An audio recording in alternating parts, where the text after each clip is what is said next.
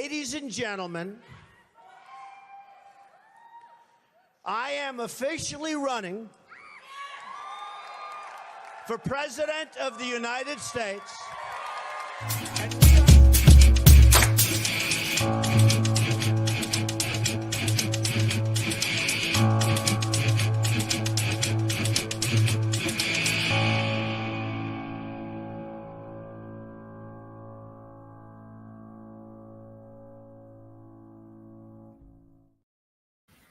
Good morning, good evening, good afternoon. Welcome to a very, very special show. We are going to be doing the Ray Guy trial. Joel Guy. Joel Guy. Shit. See, I already messed it up. That's why I have a co-host. My special co-host today, Dog Momma. You know. Hello. Her. So we're gonna say hello to everybody. And get right into Joel Guy Jr. He allegedly, or I guess he's convicted now. Convicted. Yeah. So he put somebody's head in a pot, his mother, in a pot. And Dog Momma says he didn't take a bite. I don't know. For the sake of Jacob Castro, he took a bite. So we'll see. We'll see what comes out of it. But yeah, we're gonna do it kind of like we're going to do the trial, kind of going through some of that stuff. We'll talk about them a little bit to get into it, and then we'll watch the trial. So this is going to be a multi-weeker because there are several days of trial, and there's some pretty interesting shit. It's not like you would see on LawTube where they have these extensive breaks where we're going to break it down and give all that shit. It's chopped up into nice little segments like his parents. So we'll go through there. There's some pretty egregious shit in here, like the 911 call, the body camera footage, and some of the testimony is just unnerving. So let's say hello to everybody, and we'll get into it. Rose, hello. Hey, Rose. What's up? Dazzle. Hey, mate. I'm getting better on my British. Fiery. What's up, buddy? Well, happy anniversary. Happy 8th anniversary, buddy. Hope you enjoy. Guys and the boy. Hi, Jonathan. How are you, buddy?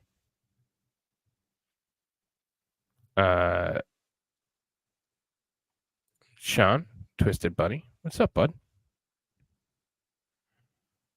I was late because Dog Momma wasn't here. This one's not on me. Yeah, blame it on me. I just did. Yep. Light rain. What's up? Why is my shit frozen? Is there any tech that's working right now? Like, it's so annoying. Like, any technology that you use is not working correctly. Discord's been a shit. YouTube's been terrible. This has been terrible. There we go. And it's not just me. Mystic, hello. JSD's nuts. Barbara, hello. Boop, boop, boop, boop, boop. Hey, Shenny.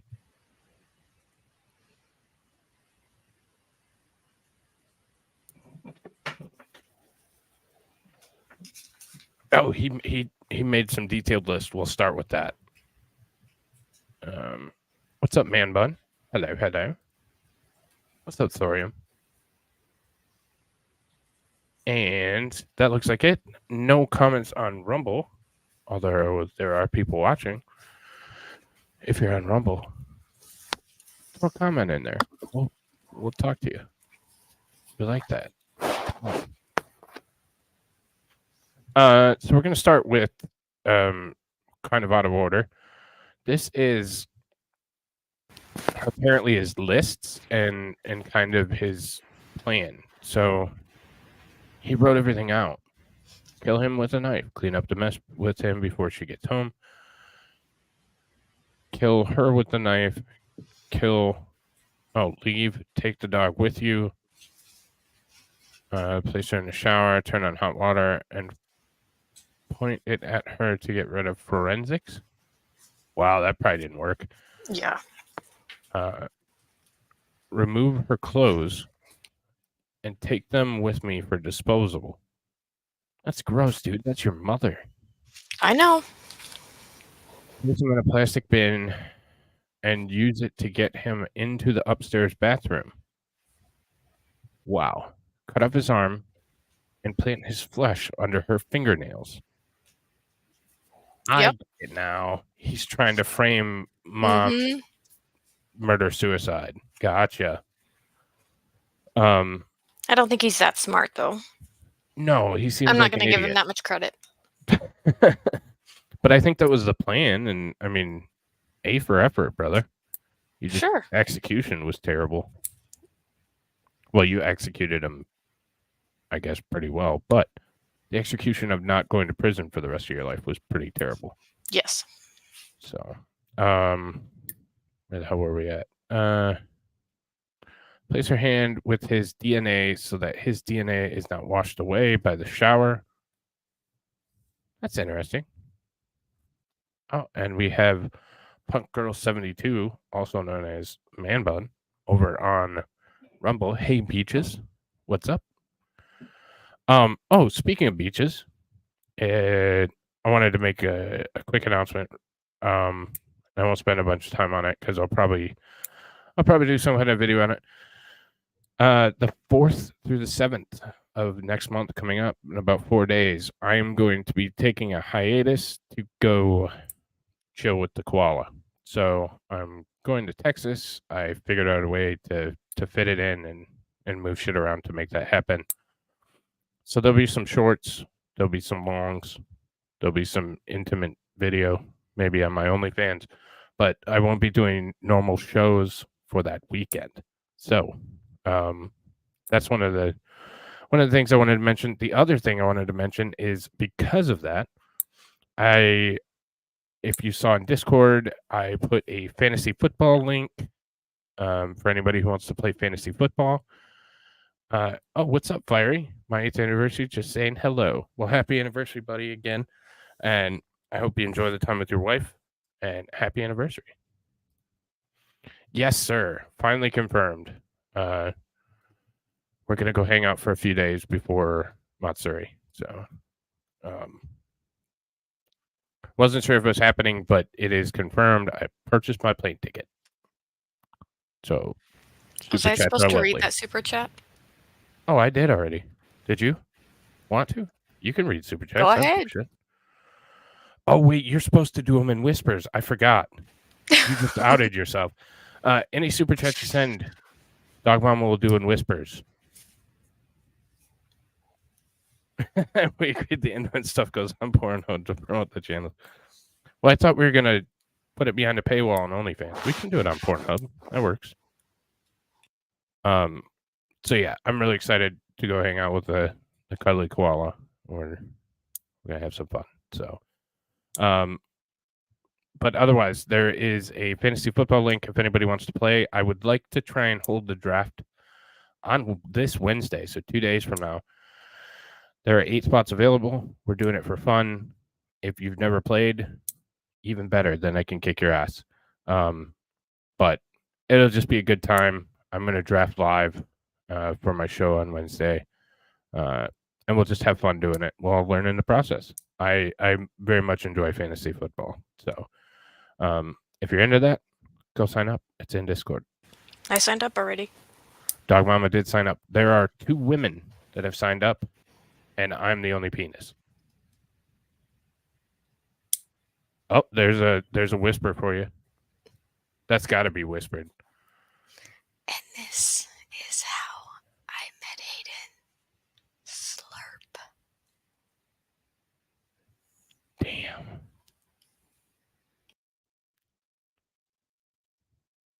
That was good. Thanks, buddy. I appreciate it, X-Gomer. Yeah, so that's the goings on. Let's get back to the trial now, because I went on an incredible rant yesterday, and I'm not going to go off. I'm not going off the rails today. It's not going to happen. You cannot get me to do it. Maybe you can. I can try. You probably can. You're a terrible influence, but I appreciate you being here. Use sodium hydroxide to destroy his soft tissue and soften bones for transport.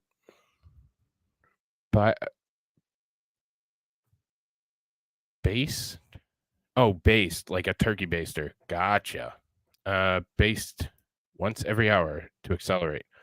Flush sodium hydroxide down the toilet. Wash out the bin with handheld shower head, and then direct handheld into the toilet to flush anything, guts of pipes, and into the public waterway. Blah blah blah. So there was a ton of this. So another one that we have that was interesting is the list. So he made a killing list. Yes. Yeah. The photo is terrible, but what can you do with prosecutors? They can't even take photographs correctly. So, killing, get knives, get sledgehammer to crush bones. This guy was, holy shit, if he put this much work and effort into anything else, this man would be a millionaire. And he'd also get away with it. Yeah. Bring blender and food grinder to grind the meat. Mm-hmm. Correct. He's an idiot, but you tried. Get bleach to denature the proteins. Get plastic bin for denaturing process. Does not matter where they're killed. Just get rid of the bloody spots to prevent evidence at time of death. Not the mattress or couches, I think. Get rid of bodies inside house. There and my DNA are already there. Flush trunks down the toilet. Not for base. I don't know. And I can't make fun of his handwriting because my handwriting is shit. If you've ever seen my kill list, I mean, my handwriting. Open up doggy door to provide an entryway, but he changed that.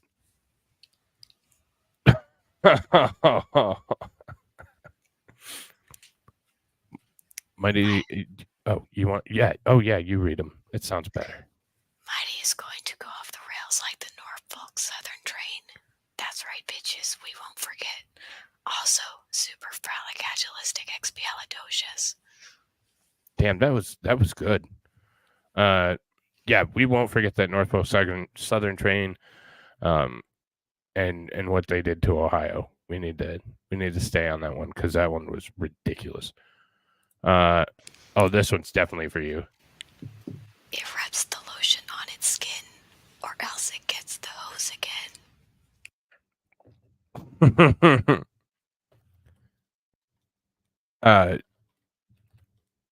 Fiery, the password is media. So I don't know why there's a goddamn password. You have to go in and you have to close out of it and then go back in, and then you'll see it again. Like close out of the thing, the screen, and then go back in and you'll find it. Dirty Beard said you made his day. I see. This guy has the best recipe for burgers. Yes, he does. I mean, he's got the meat grinder. He does. So this is the same thing, but before allegedly carrying out his heinous crime, Guy Jr. meticulously plotted his every murderous move in a notebook, first detailing at great length how he would kill his mother and father, then how he would dispose of their remains step by step. Pretty much, dude. Pretty much. The purported murder instructions then advised wiping down areas near killing rooms and bathrooms before turning up the heating to 90 degrees in the home because it speeds up decomposition and melts fingerprints. Holy shit. Yeah, I do. If I remember right, I do want to say that he was some kind of scientist or going to school to become a scientist. Spoiler alert. Oh, was he like a chemist like Bry? I don't remember. Well, they talk about it, but he was. That's how he goes in. That's why he goes so into depth. Gotcha. Okay, that's Spoiler. interesting.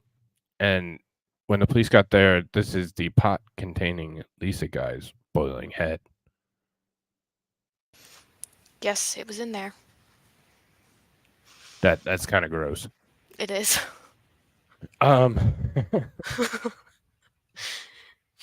So that takes us. So we kind of know what he did. We don't want to spoil it. Hey Gigi, Bobby and fucking Jacob. Like this is right up Jacob's alley. Like cooking somebody on a pot. This is why I picked it. He'll be here. He'll be here. Just wait. Just wait. Just wait. He'll be here. So we're gonna start with the opening statements, I think. Right? Yes. Family. See, I don't know. Crime scene evidence. Day 2. Oh, so day 1 is here. Okay, so I'm correct. Yeah, it should be all in a playlist. Yep, I got it. So we're gonna start with these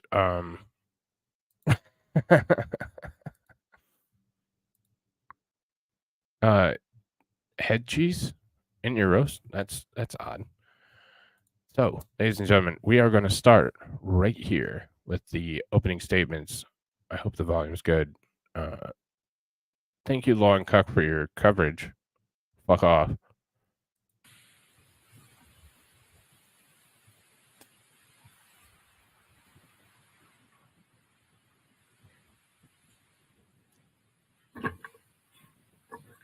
See if they know how to use microphones. All right, welcome back, everyone. All of our jurors are here and ready to go. I want to explain our protocols and why space in the courtroom is so limited due to the COVID virus. The Supreme Court has asked that all local courts follow certain guidelines, including social distancing and masks. That's why everybody has to wear a mask. Once the trial begins with testimony, we're going to move the plexiglass to the witness stand, and I'll put my mask on, and that'll allow the jurors to take their mask everything. off if they're behind here. Here's the thing, folks. I'm trying a double homicide case. I cannot worry about social distancing. So you're all adults. Y'all know who lives in the same households and who's hanging out together. I can't focus on that. I just ask that you honor the Tennessee Supreme Court. Before we get to that, the Island Boys just officially announced that he's gay. Yes. Holy shit, that's big news. We all knew that he was gay. He made out with his brother. Yeah, that I thought they were brothers, but I didn't want to jump the gun on that one. Wow. Yeah. That's incest is the best. Just saying. Later, Fiery. All right, buddy. Have a good dinner. Have a good night, buddy. Wishes, which are also my orders now as well too. And so we're making as much space as we can for the public. Just skip through this. Concerned about public access and limited. How far? I don't know. Just till you see one of the attorneys. And again, continue to. Well, there's a picture of him. Jesus, he talked for like an hour. There we go. Yeah, it's going to be like jury instructions and all that crap. We don't need that. Yeah, we're not lawyers. We don't give a shit about that. No. State of Tennessee, County of Knox, Criminal Court for Knox County, Tennessee. The grand jurors for the state of Tennessee, upon their oaths, present that Joel Michael Guy, heretofore to wit, on or about the blank day in November 2016, in the state and county aforesaid, did unlawfully, intentionally, and with premeditation killed Joel Guy Sr. in violation of TCA 3913-202 and against the peace and dignity of the state of Tennessee. Second count, and the grand jurors aforesaid, upon their oaths aforesaid, do further present that Joel Michael Guy, heretofore to wit, on or about the blank day of November 2016, in the state and county aforesaid, did unlawfully, intentionally, and with premeditation kill Lisa Guy in violation of TCA 3913-202 and against the peace and dignity. Sorry, I won't do it as much. But he certainly looked like a creeper. And I don't know if you guys saw the thumbnail, but damn, this dude looks creepy as fuck. Absolutely. And he gets creepier as we go on, Yes. as Blander says. So, Dignity of the state of Tennessee. Third count, the grand jurors aforesaid upon their oaths aforesaid do further present that Joe Michael Guy, heretofore, to wit, on or about the blank day of November 2016, in the state and county aforesaid, did unlawfully kill Lisa Guy during the perpetration of first-degree murder in violation of TCA 3913-202 and against the peace and dignity of the state of Tennessee. Fourth count, the grand jurors aforesaid upon their oaths aforesaid do further present that Joe Michael Guy, heretofore, to wit, on or about the blank day of November 2016, in the state and county aforesaid, did unlawfully kill Joel Guy Sr. during the perpetration of theft in violation of TCA 3913-202 and against the peace and dignity of the state of Tennessee. Fifth count, in the grand jurors aforesaid upon their oaths aforesaid do further present that Joel Michael Guy, heretofore, to wit, on or about the blank day of November 2016, in the state and county aforesaid, did unlawfully kill Lisa Guy during the perpetration of theft in violation of TCA 3913-202 and against the peace and dignity of the state of Tennessee. Sixth count, the grand jurors aforesaid upon their oaths aforesaid do further present that Joe Michael Guy, heretofore, did you get to wit, prions on about the blank disease day of if you November start eating brains, 2016, brother? in the state and county aforesaid, did unlawfully, knowingly, and without legal privilege, physically mistreat the corpse of Joe Guy Sr. in a manner offensive to the sensibilities of an ordinary person in violation of TCA 3917-312 and against the peace and dignity of the state of Tennessee. Seventh count, and the grand jurors aforesaid upon their oaths aforesaid do further present that Joe Michael Guy, heretofore, to wit, on about the blank day of November 2016, in the state and county aforesaid, did unlawfully, knowingly, and without legal privilege, physically mistreat the corpse of Lisa Guy in a manner offensive to the sensibilities of an ordinary person in violation of TCA 3917-312 and against the peace and dignity of the state of Tennessee. Signed, Sean P. Allen, District Attorney General. Mr. Halstead, how does Mr. Guy plead to these allegations? Not guilty. Thank you, sir. Madam Clerk, you're excused. Thank you so much. I will see you tomorrow. All right, ladies and gentlemen, is the rural sequestration of witnesses requested? Yes. All right, if there are any witnesses involved in this case in the courtroom, Mr. McCord, your designated representative detective, you may remain in the courtroom. Any other witnesses, you must be excused at this point. You may not discuss your testimony with any other witnesses. Oh, and family members as well, too. So nobody should talk about any testimony that you hear during the course of this trial. Don't talk and to also, I anybody would about anything. instruct you, Nothing. you cannot watch any live streaming. If there's any live streaming from media on this, those witnesses are prohibited from doing that as well, too. All right, it is time for opening statements. Thank Gentlemen, God begin this your was 2 years ago. You can watch MightyMeat Media to watch the replay. Anybody in that courtroom. There are any family members remaining who.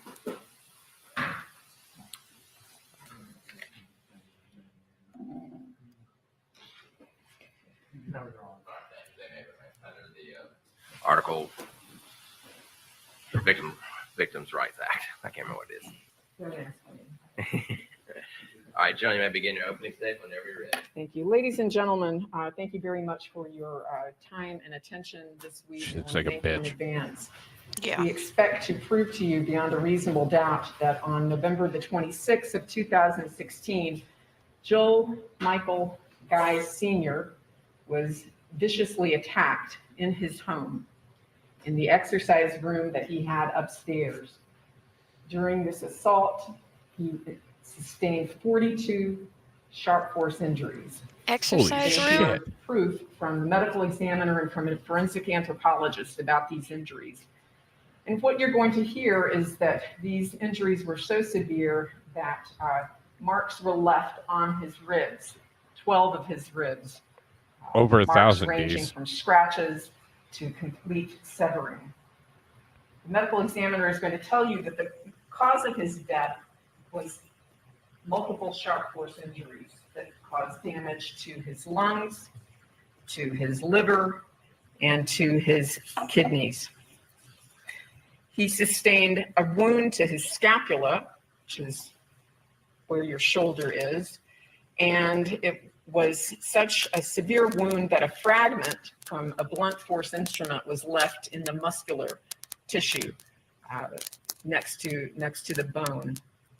That scratch He should not be this sustained abdominal wounds. That's not us. So he was attacked from the front as well as the back. You're going to hear Well, that was what the judge said. They have to fucking have masks on because we were still playing make believe for a totally legitimate, harmful virus that should have been taken seriously. YouTube. Red sauce combined meat with chili sauce and then boil for 46 hours. I think that was hours, but I'll let it go. Let it cool overnight and make some bomb ass head birria tacos. I'm good. I don't want to eat human anytime soon. Yeah, no, it's fine. I'm okay. Yeah, that's what I'm talking about. You boiling the head with spices till the meat falls off the bones, let it cool, separate the meat from the bone. Separate the meat by your preferences and then make it authentic and spicy. Oh. I'm starting to question you, Deez. You could be a zombie.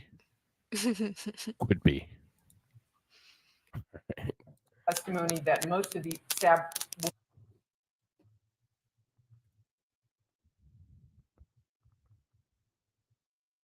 This is definitely the court footage because it's still moving. I'm going to hear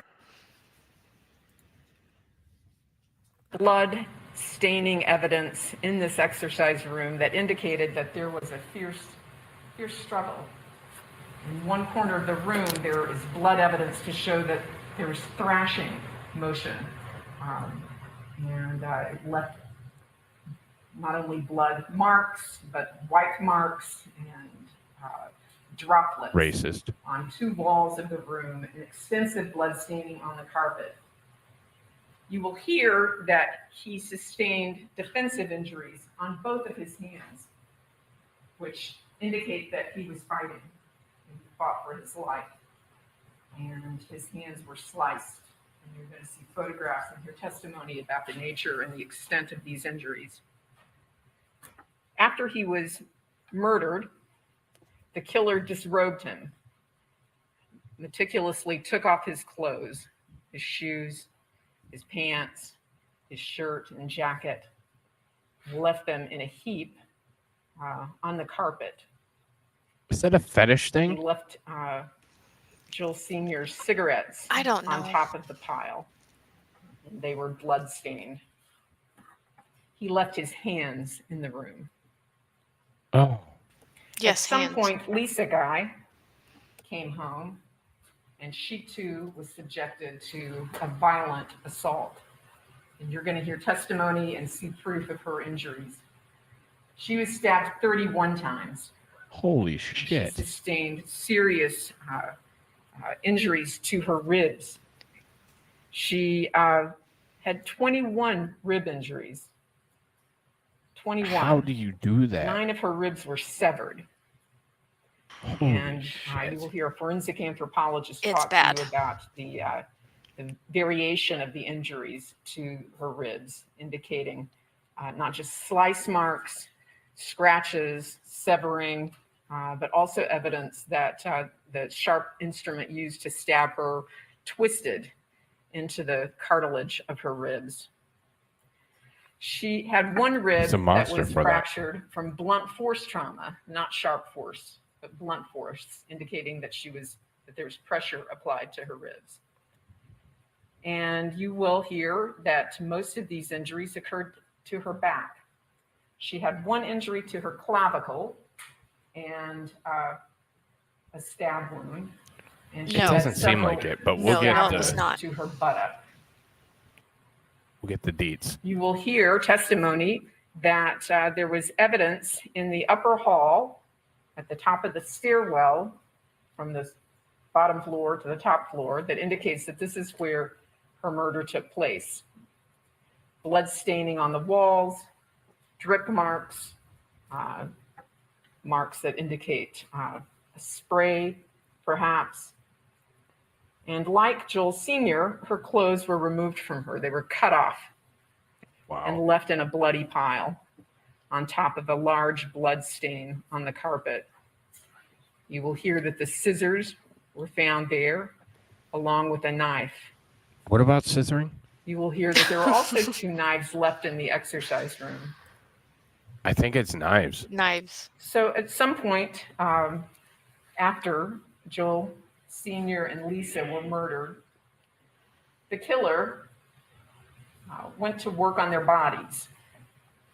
Joel Sr.'s arms, both of them, were severed at the joint, the shoulder blade.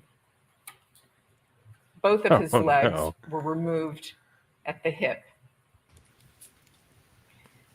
His right foot was removed at the ankle. Okay, so fuck that. No. Okay, so I obviously looked over this case and I made sure that it was something that I think everybody would like to hear and I would like to watch. And then I didn't go much further because I don't like to taint my reaction to shit. Like I want it to be genuine. How in the fuck do you rip somebody's leg out of their hip socket? Like, that is holy hell. Yeah. Taint. This takes a special kind of Sicko. to just dismember your parents. Not just And take their anybody. clothes off. Right. Like, take your parents' clothes off. Dismember them. Like, what the fuck? It makes a noise? I'm sure it does.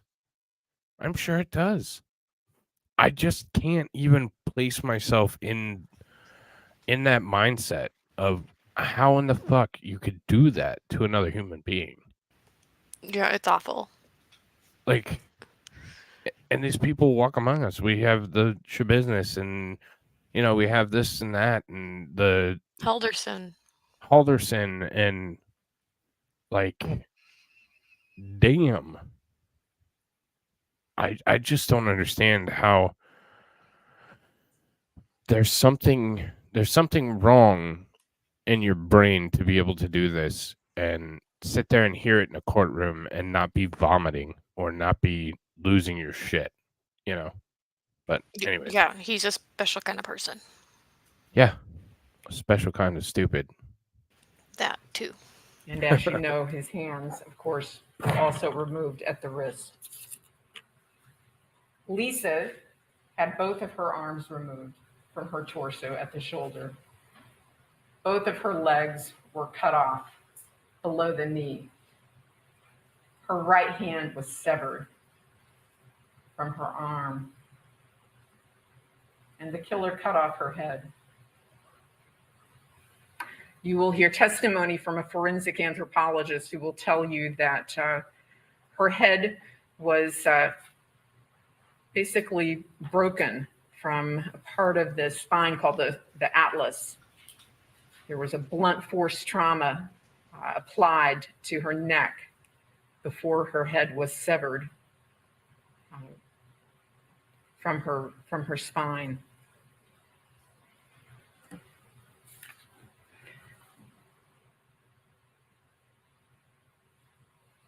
After the limbs of these people were removed, the killer placed them separately into 2 45-gallon blue Sterlite containers. You will hear testimony and see evidence of where that took place. And you will learn that in the master bedroom of their home, plastic sheeting was placed on the floor. And these blue plastic bins were placed on the sheeting. The killer put Lisa's body parts in one, and he put Joel Sr.'s in the other. And then he covered them with a corrosive substance and left them there to liquefy. He's getting off on reliving this. Look at his eyes. Absolutely, yeah. Some sort of diabolical stew of human remains. And then Just trying to hold back a smile. the killer took He's Lisa's making another head kill list. Yep. and carried it downstairs and took it into the kitchen. He got out a stock pot, placed her head in the pot, filled it with liquid, carried it over to the stove, covered it, turned on the stove, and It's left it there to COVID. cook. It's a COVID face shield. So you will hear some proof from family members.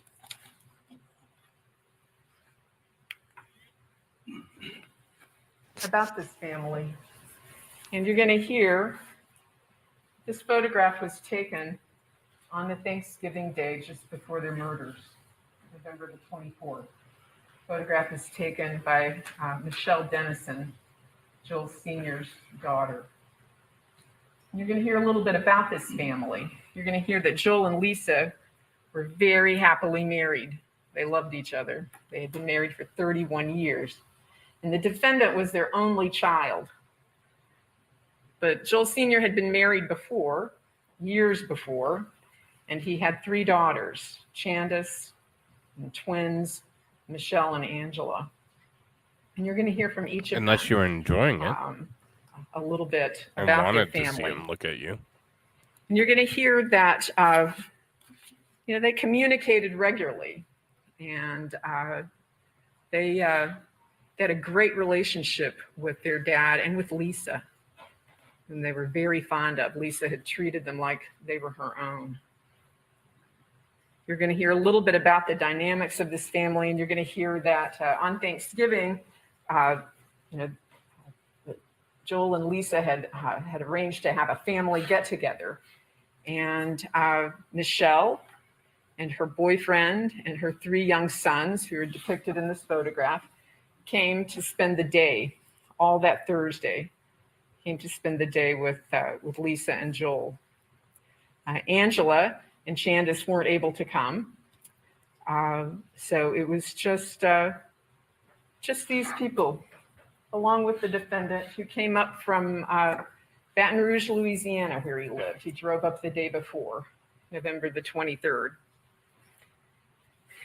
You're going to hear that this was going to be, and I'm not being smart aleck, when I say it was going to be their last Thanksgiving in this home that they had on Golden View Lane in Knox County, because they were moving. Joel and Lisa had plans. Joel had worked as a contractor. He designed piping systems. Lisa had a job with Jacobs Engineering. She was a disbursement He knew how to lay the specialist. pipe. And Yes, they he did. were done with work. Lisa had turned in her notice. Joel's contract was concluded, and they had decided to retire for a while. And they were moving. Their house was for sale. They had a contract on it. And Joel was going to buy his family home in Surgoinsville, Tennessee, in Upper East Tennessee, near Kingsport. Hey, Tweety. Hey, Tweety. And he had made arrangements with his sister, Robin White, to purchase the home. And this was going to be the last Thanksgiving that the family was going to spend in Knoxville. Their next holiday plans were going to be for Christmas in Surgoinsville. They were ready, to move on and to enjoy what was left of their lives.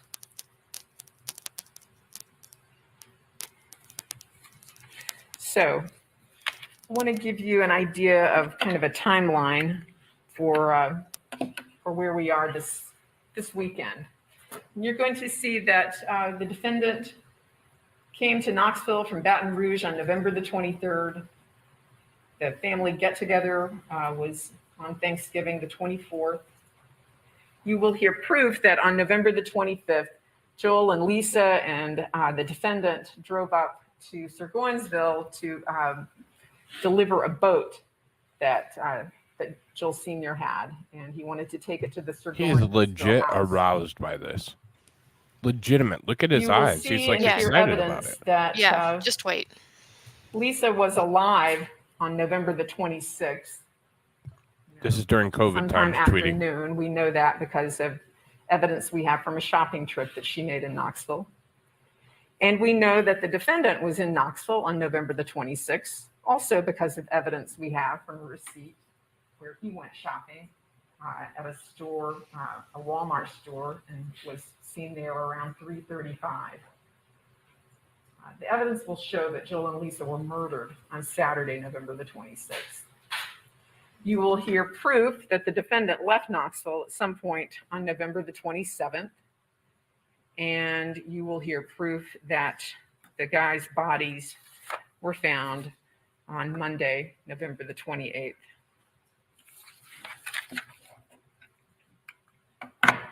So, how did that happen?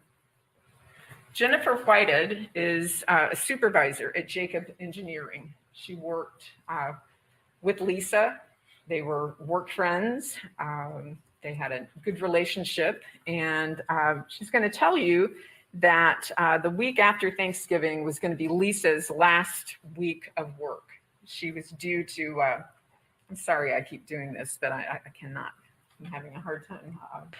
You work all your life, speaking. about to retire. She was and going your to have her last day on ungrateful Friday. fucking son of murders that you week. and dismembers you. And Yep. she didn't show up for work on Monday. Bullshit. Now, this was very unusual. Jennifer's Totally going to tell you entitled that for it. Lisa was quite dependable. And Jennifer was worried about why she didn't show up and why she didn't call, why she didn't text. She became concerned because she started to call her. Some women at work had planned to take Lisa out for lunch that day, kind of a going away luncheon. And this was highly unusual behavior. So Jennifer calls and texts multiple times and with no response. And she became so concerned and had such a weird feeling about it that she called 911 and asked them to send officers out to perform what we call a welfare check. And you're going to have hear evidence that an officer, Stephen Ballard, did go by the house on Golden View Lane in Knox County, and he went to check things out. He will tell you that, he saw cars in the driveway, really didn't see any signs of disturbance. He didn't look that closely, knocked on the door, I think, nobody answered, and then he left. But Jennifer wasn't satisfied, and she persisted, and she asked the sheriff's department, because this was in the county, to check again. So Detective Jeremy McCord made a trip over there, and he made a number of observations while he was there. He too noted that there were 3 vehicles in the driveway, 2 cars and a truck. He noted the for sale sign in the front yard, and he thought that was kind of significant because he had been looking at houses himself, and he noticed on the front door that there wasn't a realtor lockbox. Typically, that can happen when that will be present when a house is for sale. He went to the front door and knocked and didn't receive an answer. He knocked hard, identified himself as a member of the sheriff's department, wanted, to let whoever was inside know that he was there to check on their welfare.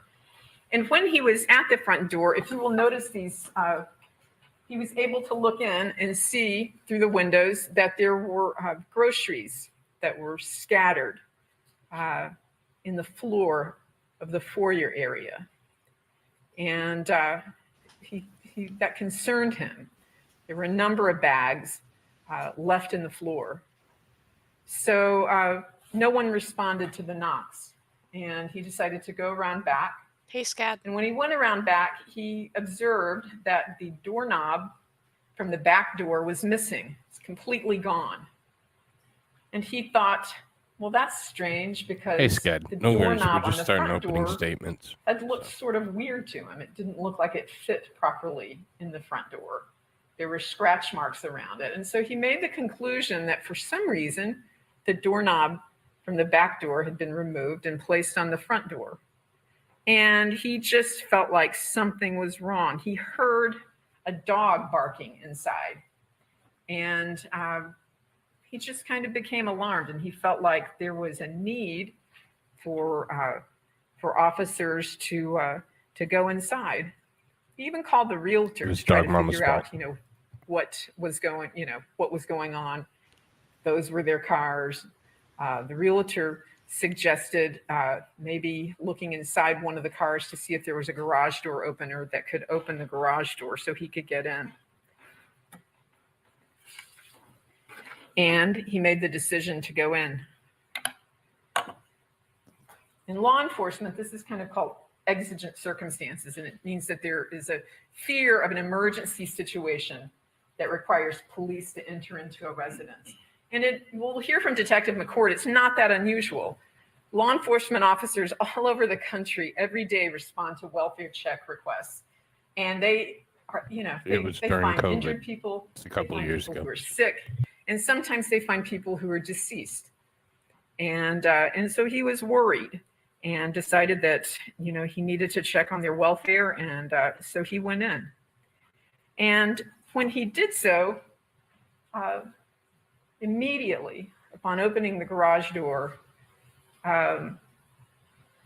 he felt more of what he had felt when he was at the back door. When he was at the back door and looked through the hole that was left from the doorknob, he had felt heat and had detected kind of an odor that concerned him.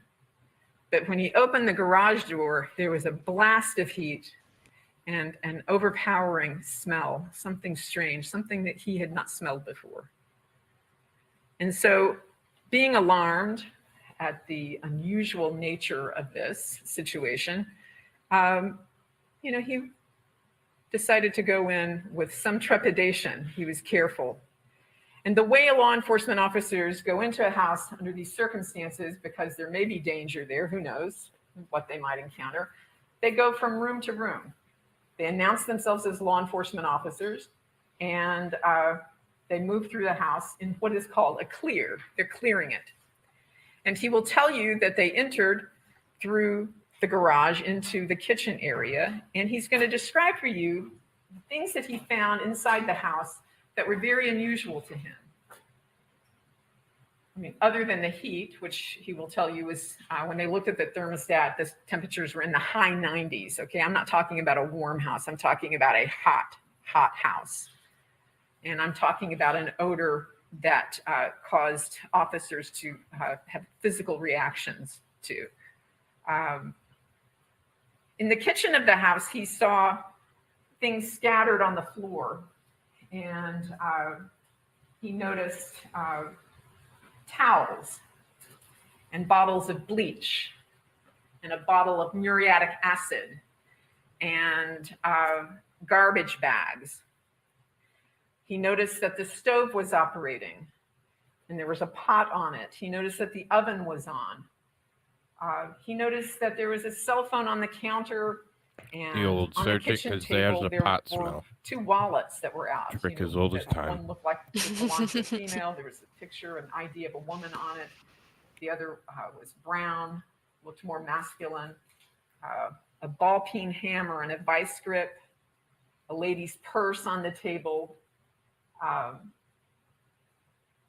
I've always said it's in the eyes, and we should do some AI to prove kept that. Announcing law enforcement. Like you can always tell in the And eyes. he moved through the house. Yeah. He went into the dining room, and there he saw weapons on the dining room table, boxes of ammunition in the floor.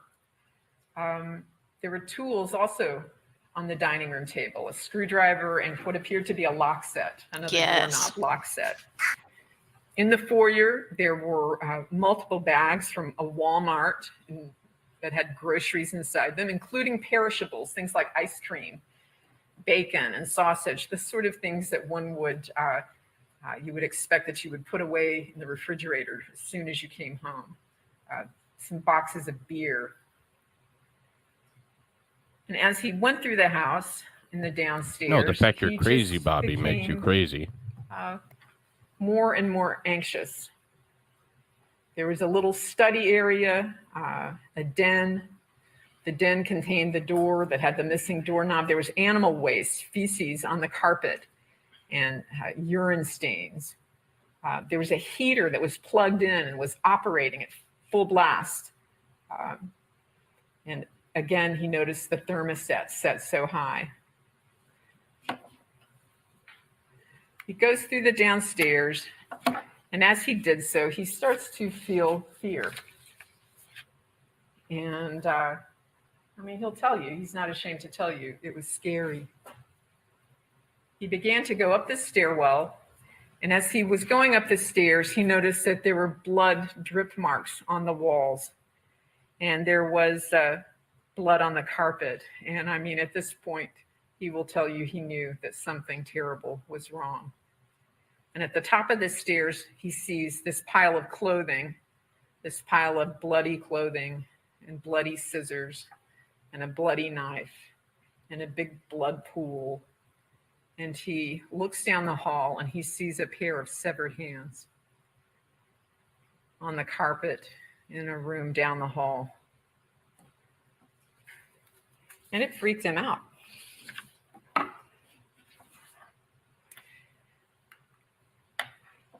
His fear turned to horror as he continued to go through the upstairs, clearing, the dogs barking on and off. He goes into the master bedroom and he sees in the floor a weird assorted jumble of articles that don't even appear to be used. There's a bag of clothes. There is a work light. There's a sledgehammer. There's a portable heater that you can clamp on. It clamps on to a surface. There's a face mask that looks sort of like what one would use to do painting, a more protective mask than the one that I'm wearing.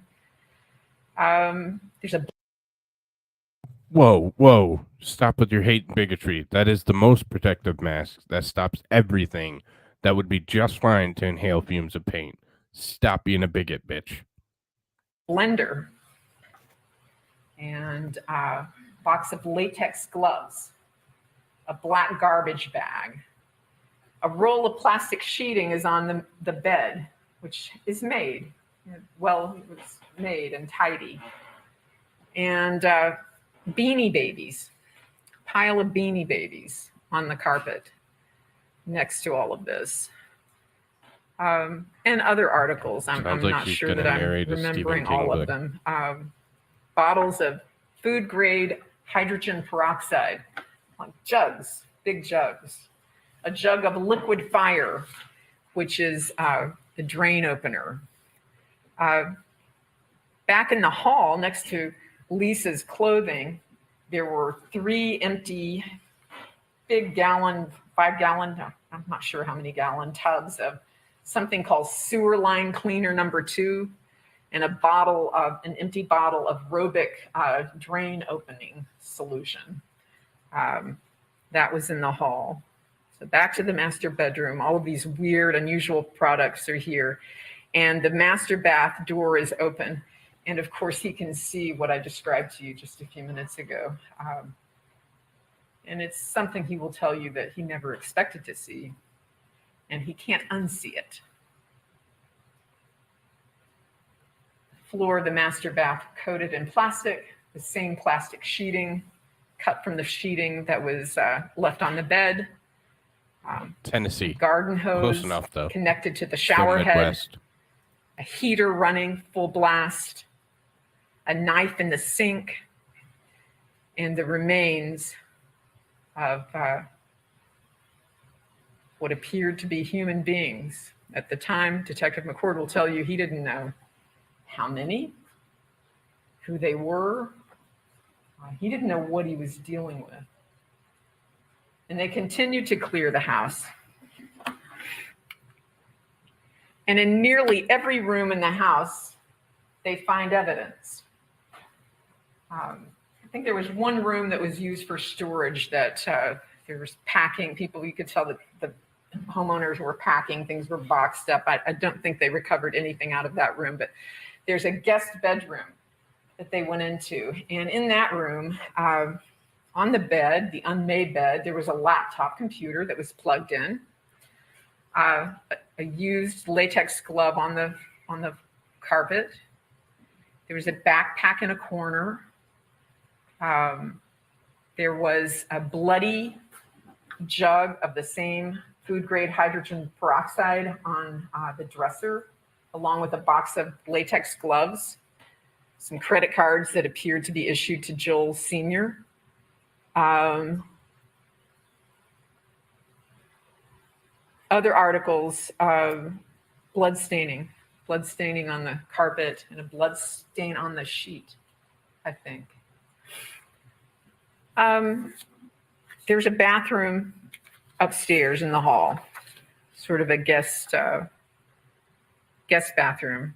But I forgot something important in the guest bedroom. There were two blue tote lids that corresponded with the blue plastic bins that were in the master bathroom. Two lids for these were found. One propped up next to a suitcase that had some rumpled clothing in it, and also one under the bed. So the tote lids that corresponded to the tubs in the master bath were in the guest bedroom, along with a note that was in the suitcase that mentioned a store, had the address of a business in Louisiana. I love this name, Dan Boudreaux's Ace Hardware in Napoleonville, Louisiana. So that note was in the suitcase in the guest bedroom. So they move on to the guest bath, and it's a mess. Yes, Tweety, please. There are blood stains everywhere, on the door, on the floor, on the sink and the counter. There's a pile of clothes, like some shorts and a t-shirt and underwear that have some blood staining on them in the floor. Used latex gloves scattered on the countertop, a knife on the counter, bottles of rubbing alcohol, a couple of bottles of those, a couple of bottles of hydrogen peroxide, some medical tape. Looked like someone had treated an injury there. Man, Ben, does it look like he Blood could fold clothes? Staining everywhere, and some other first aid supplies. And also on the counter, there's a Walmart bag that contains a receipt. And that receipt depicts the products that were found in the room. And that receipt depicted a date, November the 26th, 2016. And it depicted a time, 15:35:25, 3:35 p.m.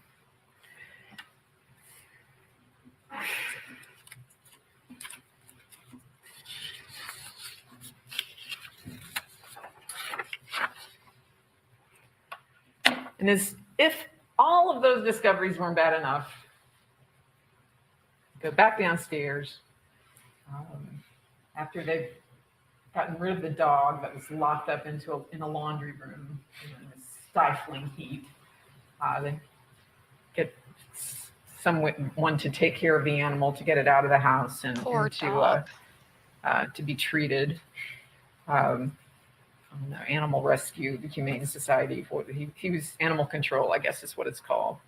But they go back down to the kitchen, and they open the lid on the pot on the stove, and they discover a human head. And they will later learn that that's Lisa Guy's head cooking. Yes, you heard that right. Cooking. Still simmering. The stove was still on.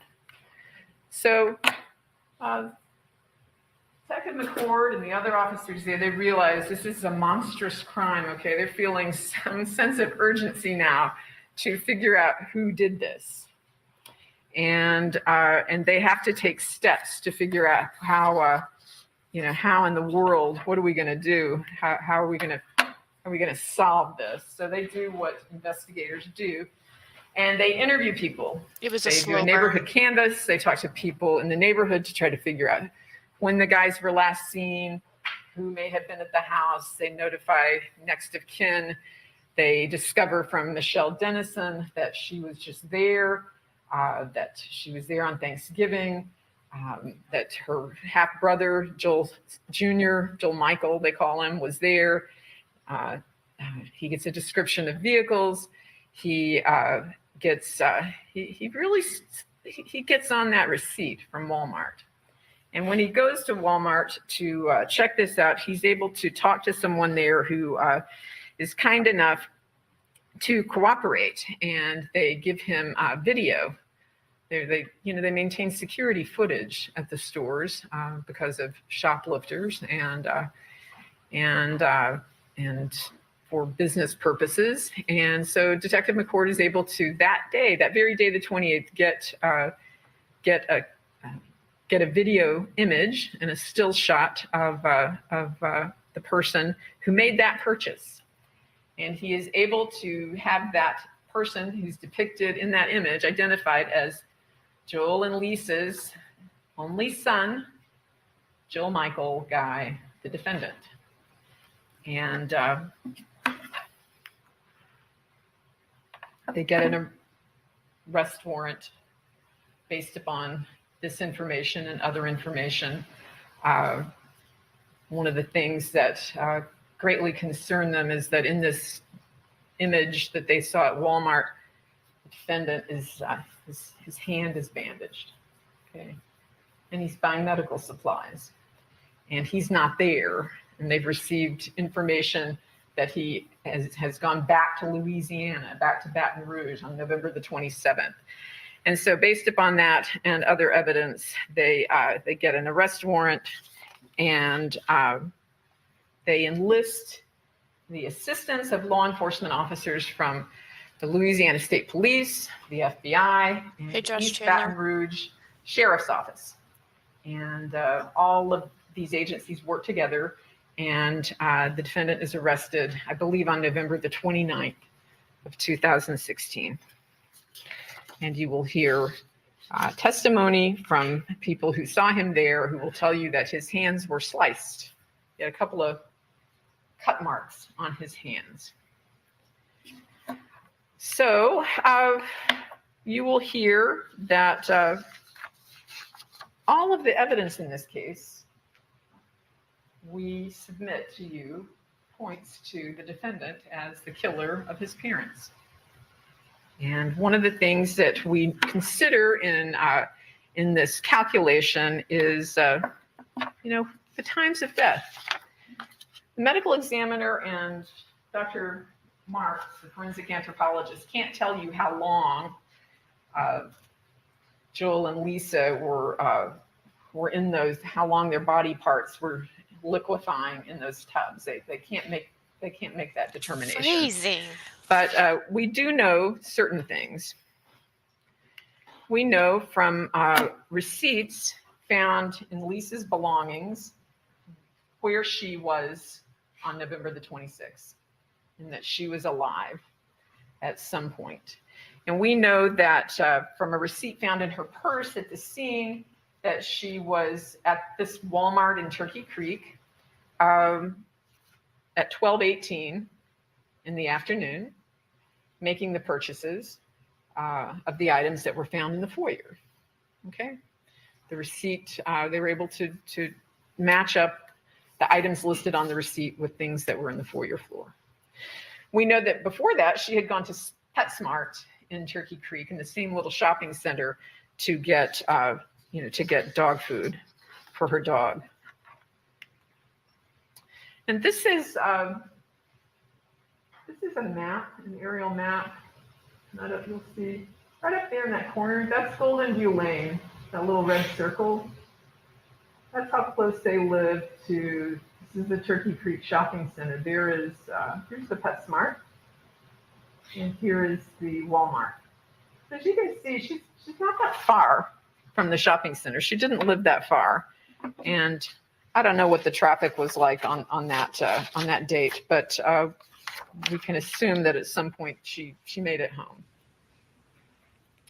And we know she made it home because her car was found in the driveway, and the groceries were in the foyer. Holy up! And you will hear from her daughters that that's not usually how Lisa got into the house. Yeah, I don't know what the hell's going Usually on she with would their come through the garage that they camera sort that's of used showing as a the sitting room. They were smokers, the thing. so they So smoked in their I don't garage. remember this happening. And her typical way of getting into the house would be through the garage what, the door flickering? and into Yeah, the I'm pretty sure I into the watched it kitchen. live. Sort of logical way most of us get, carry our groceries in. It's closest to the area where we're going to put them away. But Epilepsy warning, y'all. she didn't use the garage Yep. entry that day. So we know she got Right home. there. We know that her purse was found in the kitchen, her keys, her cell phone was on the kitchen counter. She made it home. So we believe the state will prove that she was murdered between that time that it took Because her he's to get super home, maybe aroused by 12:30 it. p.m. on the 26th. Like legitimately and aroused by it. before 3:35 p.m. because state will prove to you 3. Again, this is Long Cock, not me.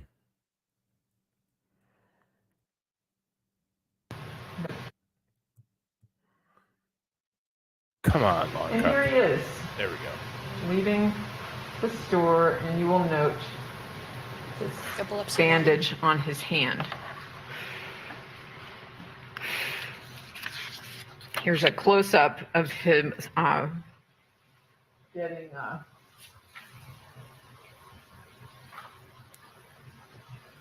Avert your eyes. self-checkout, getting his medical supplies. Shit, I kind of want to skip it, but then I'm like, they For might his come through and wounds. show something important. Yeah, I know. So now we know he went back to the house, right? We know he went back to the house because the things that he purchased at Walmart around 3:35 are on the bathroom counter. And I want you to look at these. So Don't Joe Biden on us. here's the receipt again. Mitch McConnell. Here's the bag that the receipt was Oh, in. yeah, sorry. Here's Mitch a McConnell. knife. DNA is on part of that knife. There's some hydrogen peroxide. Fuck's sake. Some bandages that were Dude, recovered. fix your shit. For real. Some alcohol, rubbing alcohol, Dermaplast, something like that, some kind of first aid spray. Yeah, it turned into a rave. All of these gloves. This A is what? Jill Senior's cell phone. A rave? Oh, that's not what I heard. Here's from Kim Lowe, special agent with the TBI, that the defendant's DNA is found on 6 of those gloves, I'm inside getting it BI. and out. I can't So- say it, so I put it in private. Joel and Lisa Guy were dead by 3:35 p.m. And we believe the proof will show You know, that great that great after drink. the defendant tended his I mean, injuries, We could he grape went drink to it. work on their bodies and did what he did to them.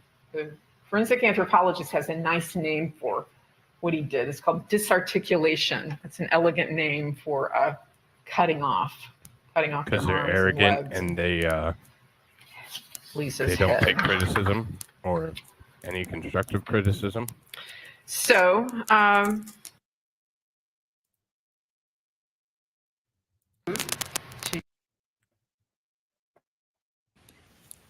I swear I watched this live. It didn't do this.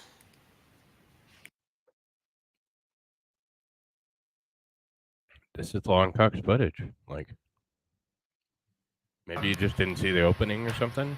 planned in advance. No, if I He would've watched- premeditated. if I He watched it, I made, watched all of it. After the exercise of reflection and judgment, made the decision to murder his parents. So, in the guest bedroom, where you will hear Michelle Dennison will tell you that that's where the defendant was staying on Thanksgiving. You're going to see that there's a backpack found in the corner of the room. And it was taken into evidence and later inventoried per the policy of the sheriff's office. That's what they have to do when they seize evidence, something like that. They inventory the contents of it. And Sipping Here our it gin is. and juice. They opened it, of course. They found instructions Yeah, Long Cock manual is for messing with me. residential hot water heater. They found some books. And they found a notebook. And in the notebook, there was It's just insane. a writing. And I want to go through it with you a little bit because it's kind of hard to see like this. But we'll start from the first line. Get killing knives. Quiet. This is what I read Multiple. to you. Get carving knives to make Yes. small pieces. Get sledgehammer, crush bones. And of course, there were multiple knives found at the scene. You will hear there was a knife in the guest bathroom, a knife Hey, in what's the up, Josh sink in Chandler? the master bathroom. There were 2 knives next to the pile of bloody clothes that belonged to Joel Guy in the exercise room. And then there was a bloody knife next to Lisa Guy's cut up clothing. There is no evidence that he used the knives to make small pieces other than the hands and head, or that he used the sledgehammer to crush bones. You will not hear evidence of that. That's what I'm saying. He's legitimately Green aroused, blender and I food will not grinder buy anything else. grind meat. Well, we will not show you that he did grind any meat, but we will show you that he brought a blender and that in his vehicle that was searched after his arrest in Baton Rouge, he did have a food processor in the trunk. Jesus Christ. Get bleach, denature proteins. Well, there was bleach, several tubs of bleach in the kitchen. Get plastic bin for denaturation process. And I guess that's that means for dissolving your parents. Does not matter where they're killed. Just get rid of bloody spots to prevent evidence of time of death, not the mattress or couches. Get rid of bodies inside the house, there and my DNA already there. Because of course he had been visiting, so his DNA would be in the house necessarily. I guess that's what that means. He needs to be, I can't read that word, not intruder. Flush chunks down toilet, not garbage disposal. No evidence, ladies and gentlemen, that, I hope not. that he did that. But the next line, get plastic sheeting for disposal process. There is evidence that there was plastic sheeting at the scene on the bed. No. I'm not Joel biting and these. Lisa Guy slept. Get hollow point bullets just in case. Will be seen buying bullets. Just use computer room gun. Check to make sure Holy there are shit. bullets. Last resort. There were no gunshot wounds to the victims. He's not alive to claim her half of the insurance money, all mine, $500,000. You will hear evidence through Jennifer Whited and through documents from Jacob Engineering that Lisa Guy did have an insurance policy. She was going to be employed until the following Friday after Thanksgiving. And you will see that he was a beneficiary, in fact, to this life insurance policy. Flood the house. Covers up forensic evidence. Wow. No evidence that he flooded the house.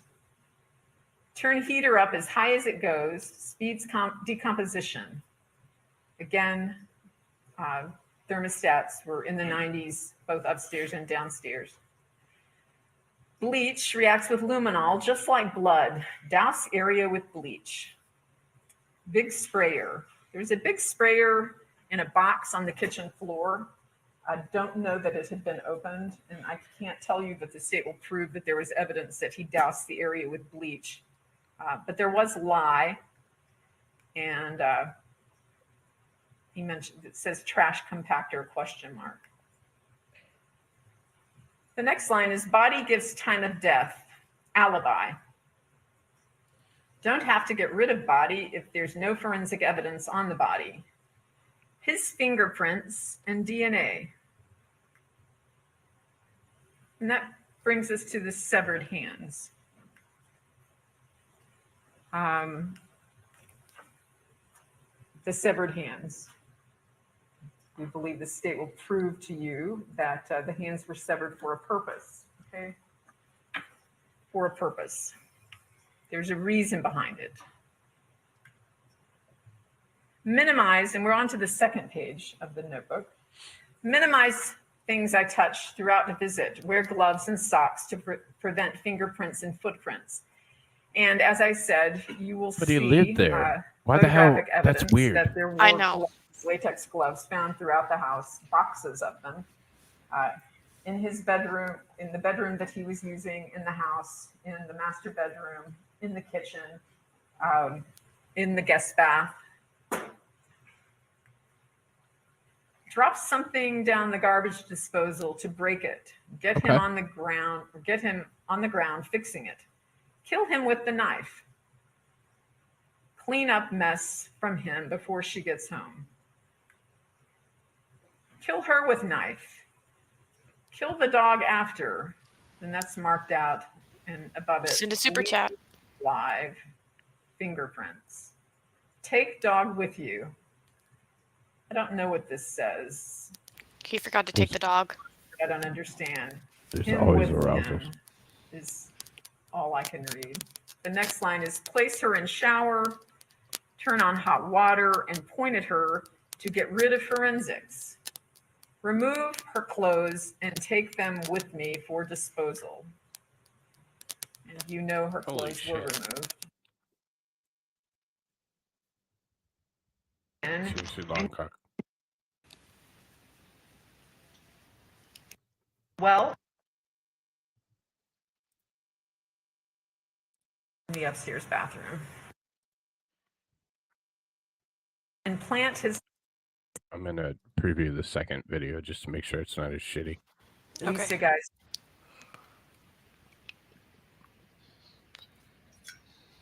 DNA.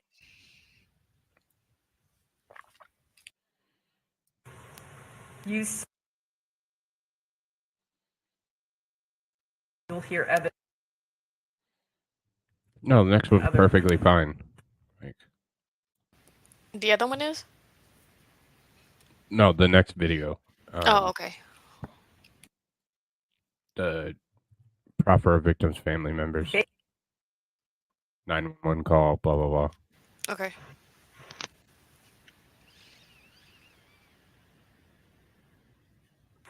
Wash out bin. Seriously.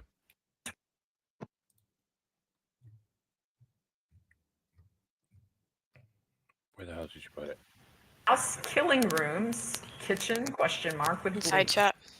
Place hair curler with flammable paper and flammable containers of gasoline in 4 locations. His killing room, her killing room, his bed.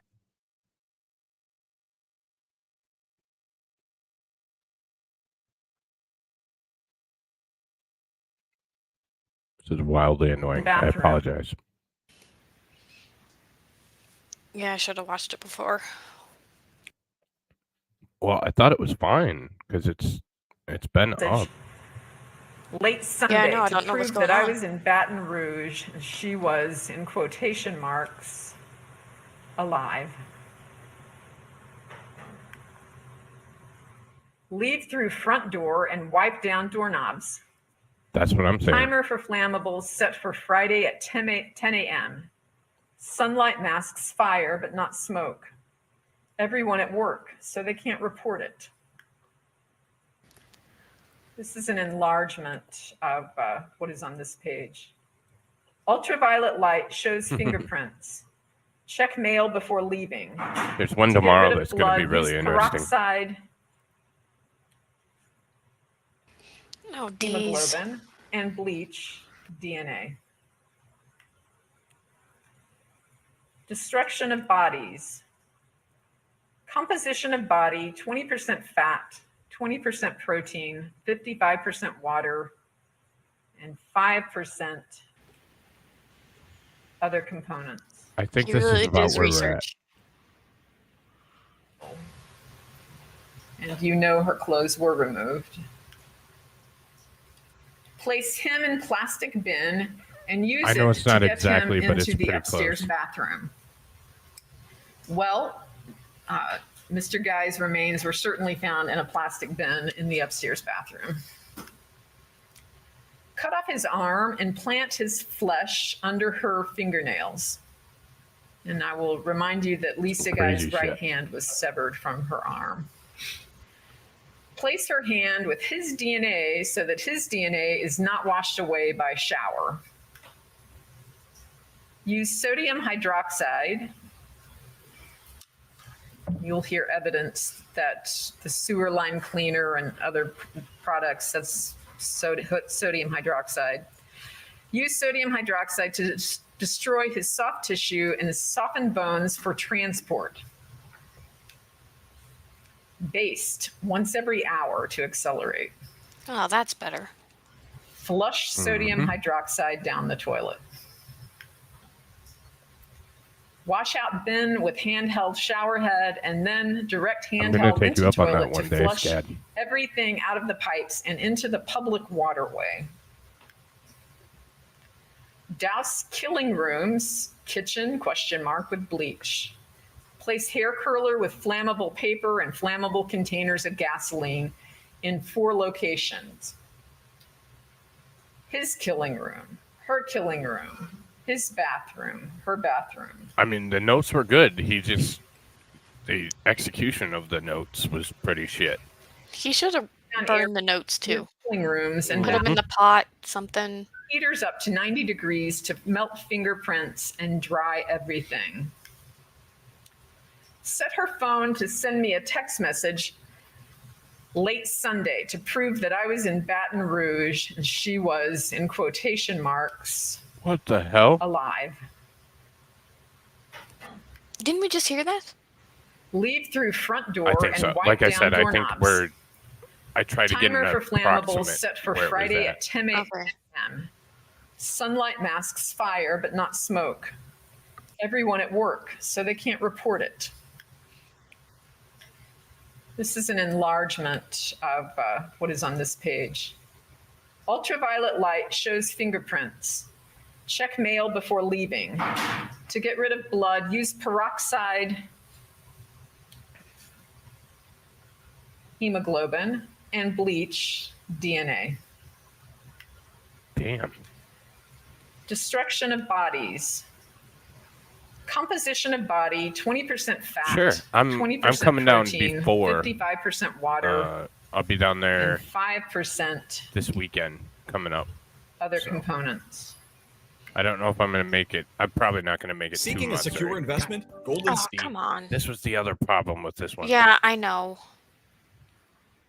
I had to sit through 20 ads. Yeah, I did too.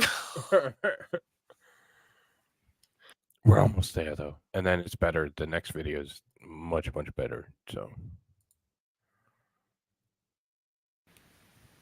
you can protect your savings.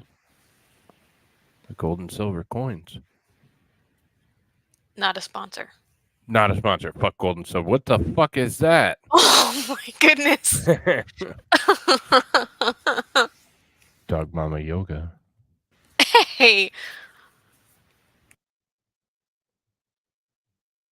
Exclusively here on the MightyMeat channel. Why is she going back and forth so much?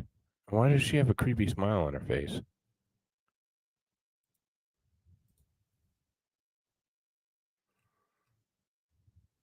You mentioned I don't like them putting chemicals in the water that turn the friggin' frogs gay. That was fucking loud. These pages will show you that the It's loud in defendant here, it's not. analyzed the financial assets of When it goes his out. parents. Her assets, her life insurance, $500,000, possibly more with double indemnity. With him missing, dead, I get the whole thing. All her other assets are joint. Go to him if missing, unknown if he's dead. it is loud. Okay. His assets includes all joint property if missing. When he gets True. all joint Yes. property, also gets joint debt. He's not the smartest keeping the Knoxville notebooks. house, homeowners he insurance, should have possibly, burned but those. probably Yes. worthless after Again, the fire. put him in the pot. Something. $100,000. Sir Goinsville house, appraised at $400,000 plus, worthless with Renee on the property. You will hear testimony that Renee Charles is Joel Guy Sr.'s sister. His sisters live in the Burgoynesville area. Her car, his SUV, not paid for. His boat, his old truck, paid for. His 401k, Good. That's the way I like it. $80,000, possibly less after taxes. He could possibly have savings and or other investment accounts. So we believe that the proof will show you, ladies and That's gentlemen, true, that the too. motive in this I wonder case, what his plan was for the it's not an duration. element of the crime, but the motive is Well, he didn't get around financial. to it, I guess. Money, all mine, $500,000. I get the whole thing. That's cute. There are 2 counts of, He at least planned it well, out. 3 counts actually of felony murder, Yeah, he knew. Getting all the money. Yeah, he involving knew the theft, risks, and theft of property, and was we outweighed by the expect money. to provide testimony that certain financial transactions were made with the guy's assets after the time of their deaths on November the 27th. And other articles of theirs were taken, and we believe that proof will show just what was taken from them. You're going to hear from expert witnesses, as I alluded to, or as I said in earlier. You're going to hear from a DNA expert who will talk to you about the DNA evidence found throughout the house. She's going to tell you exactly where she found the defendant's DNA, certainly on the latex gloves, on some of the weapons. And of course, the DNA of Joel and Lisa Guy were found Civil throughout asset the house forfeiture. and on a lot of the blood evidence. Not all DNA evidence is blood evidence, of course. And she will explain all of this to you. That's Agent Kim Lowe. Then you will hear about the autopsy of Joel Sr. and the autopsy for Lisa. Dr. Amy have a Hawes nipple with the rub Forensic off Center going in on. Knox County is our expert witness in that area, and she will testify to you about the cause and manner of death. And you will see photographic evidence, and you'll see diagrams, and she will be able to better explain to you than me what exactly happened to them. And again, you're going to hear from a forensic anthropologist, Dr. Murray Marks, with respect to the injuries to the bones of both Joel and Lisa. Joel was identified by fingerprints because we had his hands, and Lisa was identified by dental records. Okay, lady, And Dr. come on. Marks will describe for you and show you images of the damage that was done to their bone structures, and explain the difference between Oh, please dismemberment do. and disarticulation. And he's Somehow put my name on it. Yeah. he will be one of our expert witnesses. You will also hear expert testimony on with respect to fingerprints What's up, Crystal? and Hey, Crystal. electronic devices that were examined by Eddie Wassman with the sheriff's office, and Tom Finch, who did the fingerprint evidence.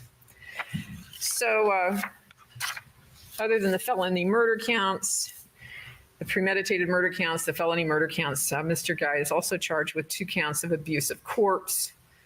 I don't think we need to belabor that.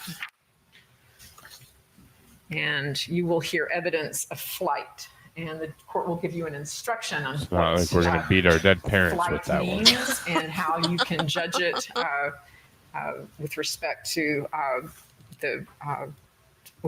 this case. But the evidence we submit to you will show that after killing his parents and dismembering them and trying to destroy evidence of his involvement at this scene, he went back to Louisiana.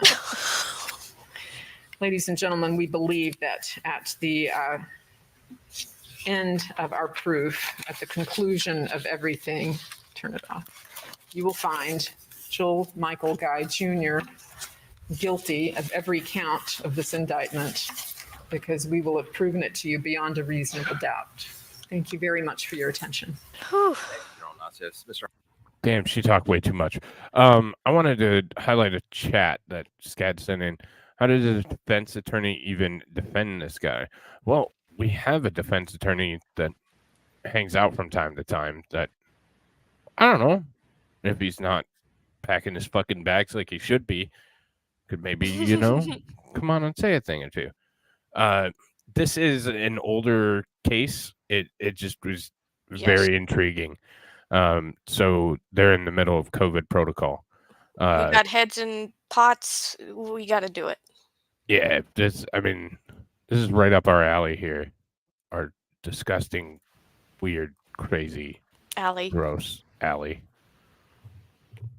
Not the one where I get my hookers, but the other alley.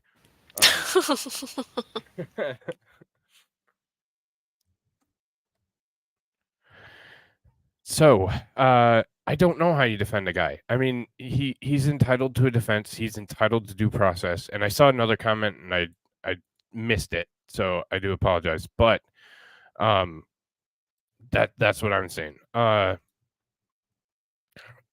The investigation, the time, the hours, the manpower, the money put into this asshole isn't worth it.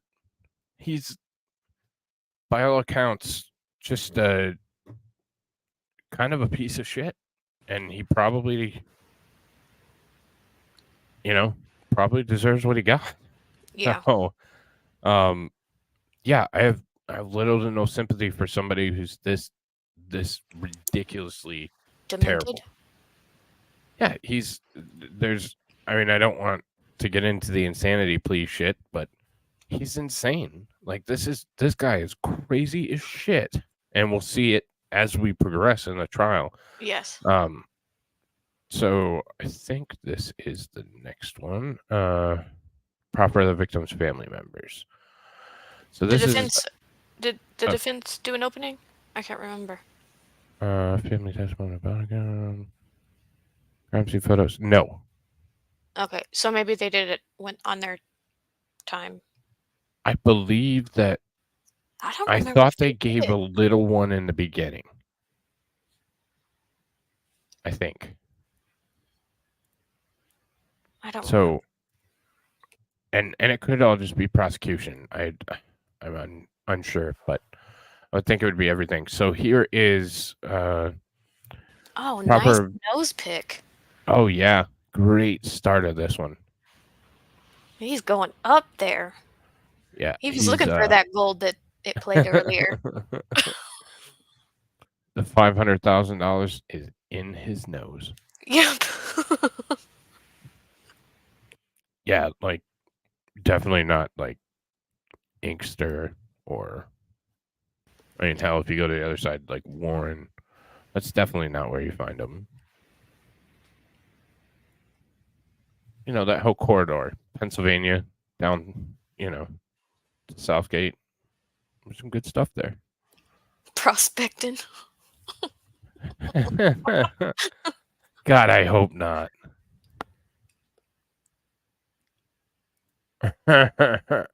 Oh, there you go. COVID test. Oh, no. We can all see it. I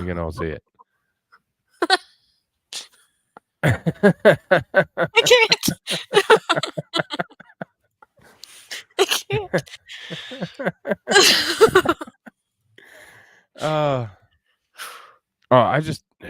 I thought I'd give it a try. We're doing, Murder Mondays and shit like that, and this is definitely we've a murder. had some crazy ones. So I don't know.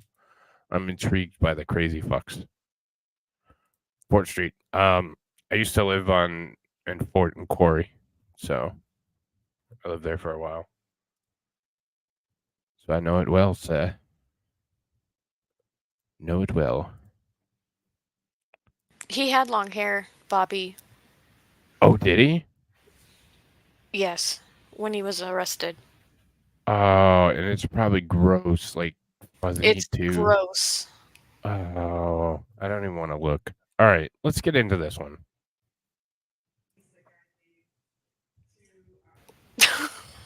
Act normal. Yeah, we're just here to have fun. I don't know shit about it. Subjects to their future plans to move and to relocate and that sort of thing. So. And, What the for fuck? record, Why? Why? introduced That the shows he's seems- insane out right of there. He didn't even put up the PowerPoints for fucking visor to identification. drink the water. Are you kidding me? Oh my. Oh, Ugh. shit. First witness on that matter. What the hell? I mean, Court permission, Mr. Harwell will be over there. we'll watch it. We'll get the double entendre.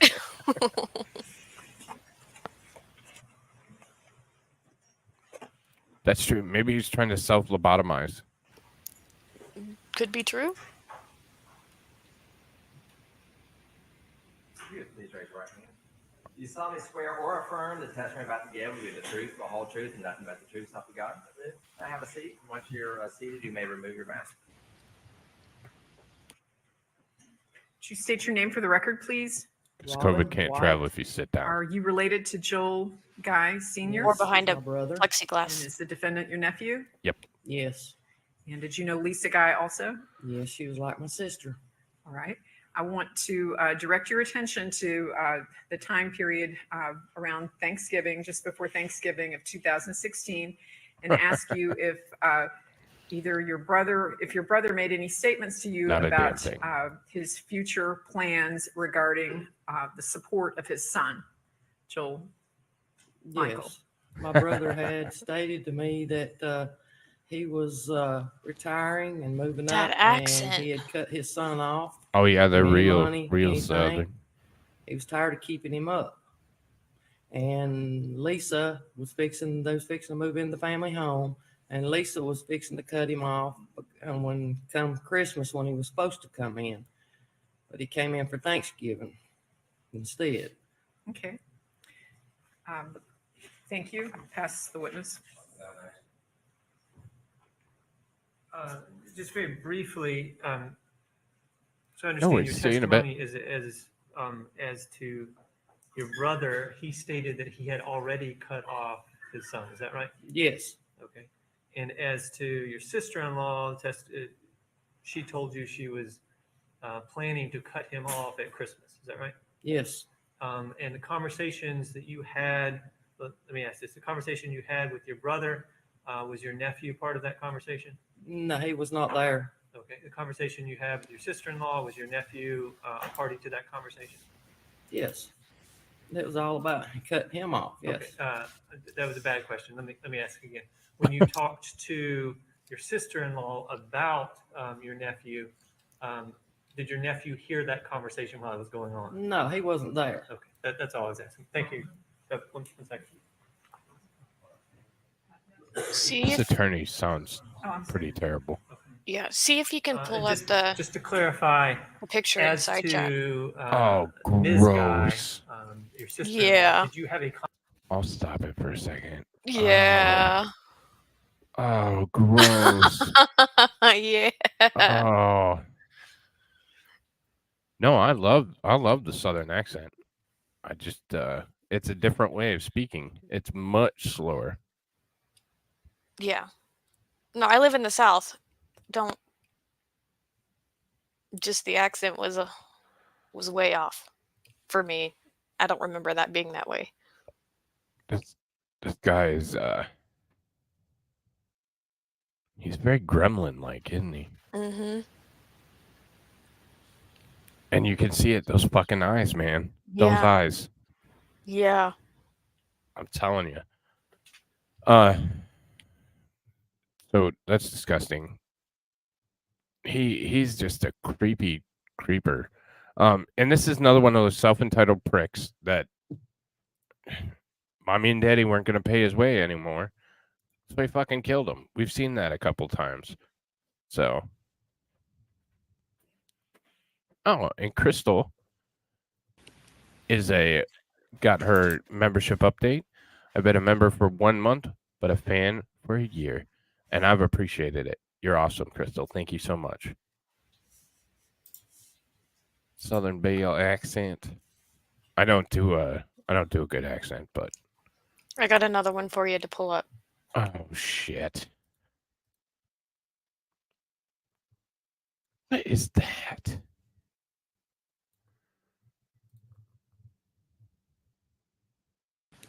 You're welcome. That is legitimately terrifying to look into those eyes. Ooh. The hair, though.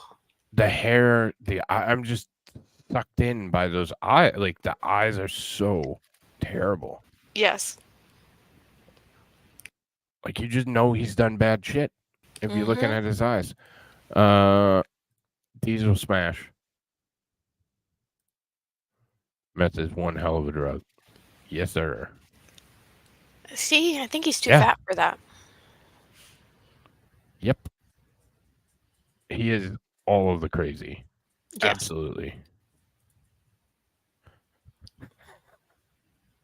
Oh, no. You don't think he was on drugs, just legit crazy? Yeah. Yeah, maybe.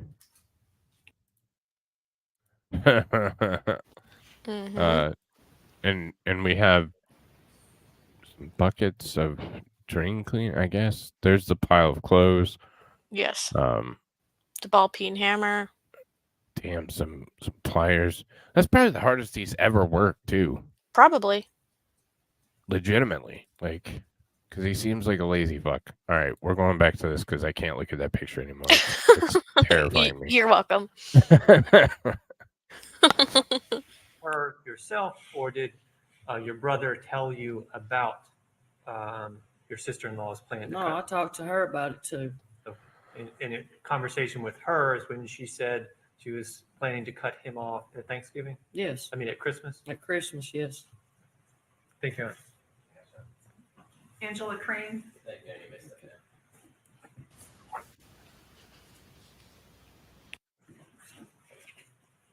Approach judge.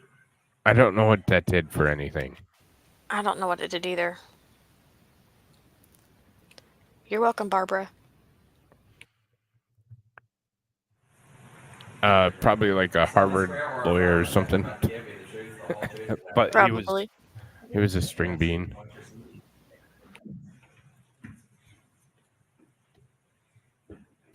I aim to please. Record, please. Angela Crane. You're gonna have to speak up Really? into the microphone. Sorry. Hey, Angela Crane. Can you pull the microphone close to your? And are you Joel Geis Sr.'s daughter? Yes. And you're the defendant's half sister. So this is the. And did you have any conversations? I have in, no idea what it shortly means before because I'm not a Thanksgiving lawyer, holiday, but shortly before their proper deaths, of victims' about, family your members. father's intention to So stop providing support I assume for that's. your brother? Yes. It's just a questioning did he say? before. I don't He think this said is in front that of the jury. Joe Michael was going to be Correct. cut off and going to have to stand on his own 2 feet. Okay. Did you have any conversations with Lisa Guy about this? Yes.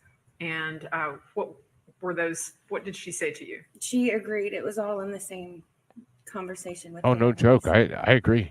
And What's up, Amazing Disgrace? This happened close in time to their deaths. Is that correct? Yes. But yes, That's the witness. these attorneys are both prosecutors. Yeah. So. Very briefly, Ms. Crane, do you recall when this conversation happened? Probably October, around the middle, one of my trips back home to Tennessee. Okay. And I understood you to say this was a single conversation with the two of them. It's been an ongoing family conversation and knowledge. I know Dad had An cut author Joe of Michael off knowledge of the evidence probably years presented. before, and the Thanks, only AP. reason why Lisa ever had a job, because she didn't need to work, was to solely take her check and provide it to Joe Michael, so he didn't need to work. Okay. The conversation that you had, you said you thought was in October. Yes. And in which you repeated statements from both Joel Guy Sr. and Lisa Guy.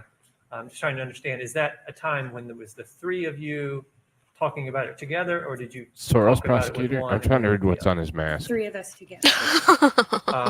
And did they indicate in those conversations, or in that conversation, the Come time on. when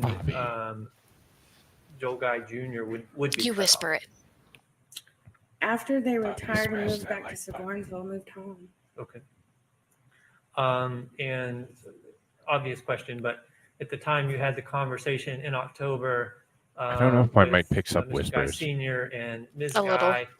Little, okay. Joel Guy Jr. was not present for that I conversation. have the noise gate pretty high up, so you don't It's hear all the dogs or the kids or. Yeah. I've got a mute button on my headset. Renee Charles.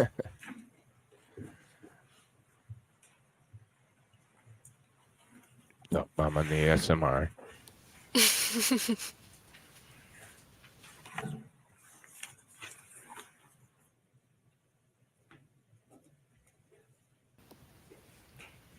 Do you think he is enjoying being in the court? I know he's enjoying all this bullshit, but is he like, oh, this is cool, I'm in the courthouse?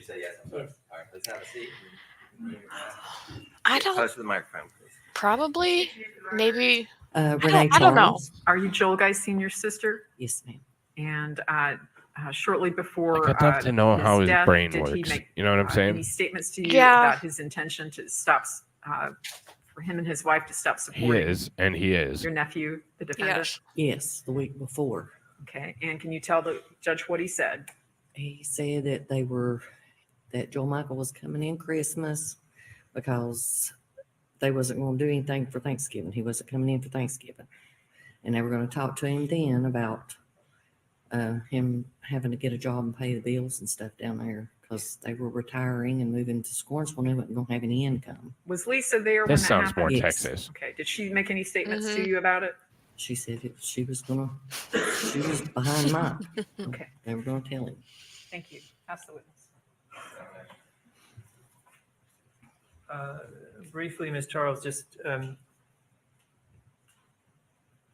you may have said this, when did this conversation happen? The week before, Okay, the week before Thanksgiving. they came up to Seguinsville to bring some stuff. Okay, and when Need they a string were being his attorney? Gainesville, in that Mhm. conversation, it was the three of you having the Oh, okay, that makes Yes. sense. And The you balding said guy? That Yeah. Mr. Guy Yeah. Senior said Okay. that they were going to cut him off Yes. at Christmas. Is that right? They were going to talk to him at Christmas because he wasn't coming in for Thanksgiving. Okay. So Mr. Guy did not. Yeah, it's the kind actually of say woman what you want to the get some cutting sweet off would tea happen, from. it just when the conversation. I like me some sweet tea. I and love this me guy some was sweet tea. there during the Yes. conversation also. Especially the way y'all make it. And what is it you what did she Like 5 what cups did of she say sugar? specifically about She her? said she was behind it, that she was going to talk to him. They were both going to talk to him. That's all you know. Amy may step down. Michelle Dennison. I mean, I'd go to solitary so I didn't get fucking raped and dismembered. Shit, I said it. Damn it. And I was so close. Not even 2 hours in.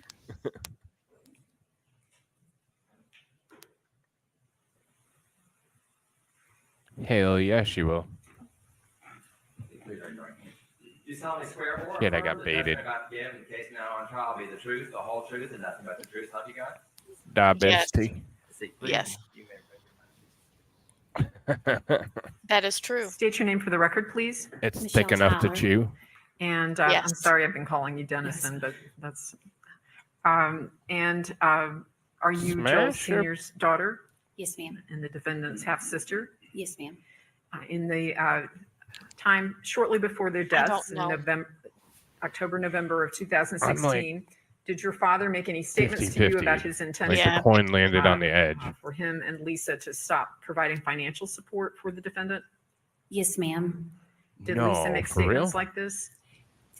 On October the 28th, my youngest birthday, Lisa and Dad did. On Thanksgiving, Dad did. Okay, and let's talk about that October statement first. Tell us what Lisa said. They had both said, but Lisa said that Joel Michael was going to have to find a job because they only had a certain amount of money. The retirement they had taken out his pension. Well, that's I'm not always sure how if you that's do the it, Crystal. name of it, but they only had a certain amount to live on, and they would not be able to afford Joel Michael or paying for his apartment. Okay, things like that. and on Thanksgiving, what did your dad say to you? You could. There was a little bit of tension. Maybe And that's so why I'm into when it. everyone was inside, it was just I'm sorry. I'm sorry. It was just me and Dad and myself. That was bad grammar. It was just me and Dad. We were out on the porch, and he said that Lisa hadn't told Joel Michael, and that you could feel like that was what was causing the little bit of tension inside the house. That you could feel the tension. Holy shit, the coin fell, and Did he it's say anything specifically about them withdrawing financial dramatic. support from your brother? That's what he said. He had told Joel Michael about the that he had told that they He's thinking smash. had told Joel Michael Oh. about him having to get a job, or It's only or half being cut off. He incest. didn't- I can't remember his correct verbiage, but it wasn't cut off. It's that they couldn't afford to Support him. support him any longer. Thank you. Pass the witness.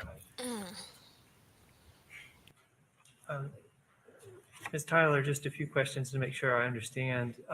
As to the conversation at Thanksgiving time, you said you and your father were on the porch. Is that right? Yes, sir.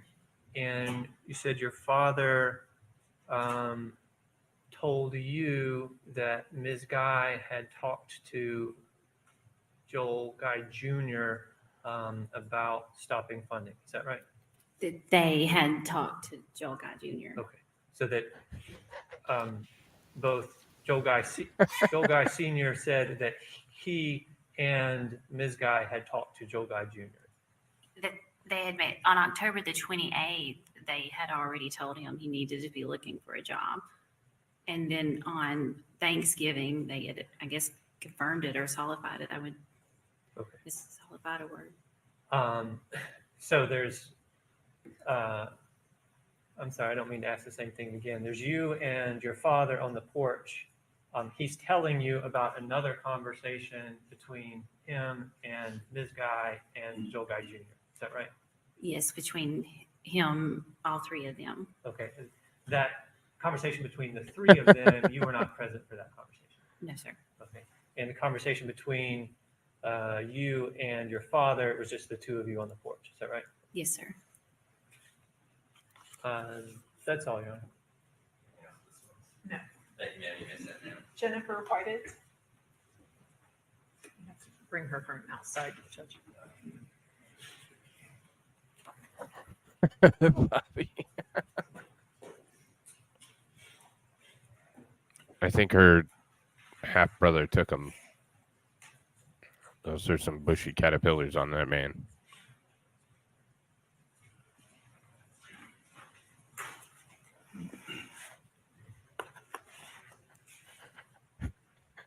Jonathan, I'm laughing at your comment, but I can't bring it up, and you know that.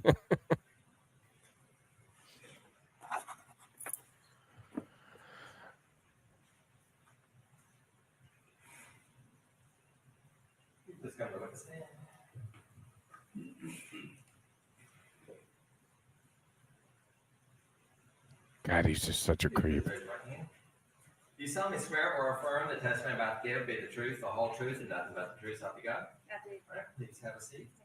Once you're seated, you can take your mask off and please speak in the microphone.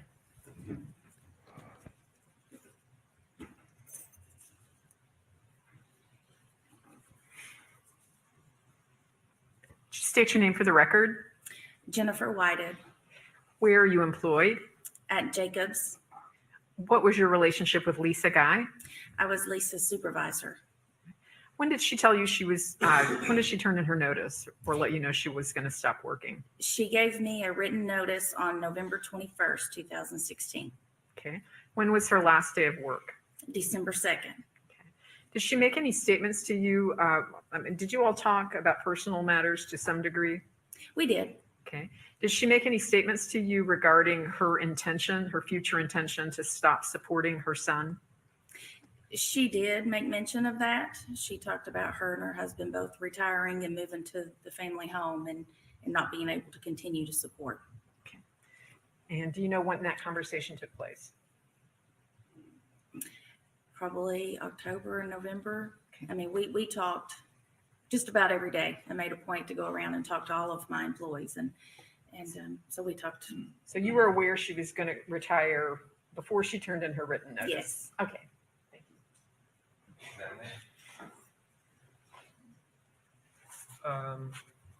Ms. White, as I understand your testimony, you had conversations with Ms. Lisa Guy. She was going to retire and would not be able to continue to support her son. Is that right? Damn, thank you, Barbara. Yes, we Have a did, beer and on me. have Will do. conversations about And I her appreciate it. intentions of no longer supporting. Have a beer on In those conversations, did she indicate to you at You're what doing point it. that support? Also, what there point is it was her a intention for that support to stop. poll up in the chat. You She should, did not say you a should go specific pick one. date, but she did say, with them retiring, that she could no longer support him. Okay.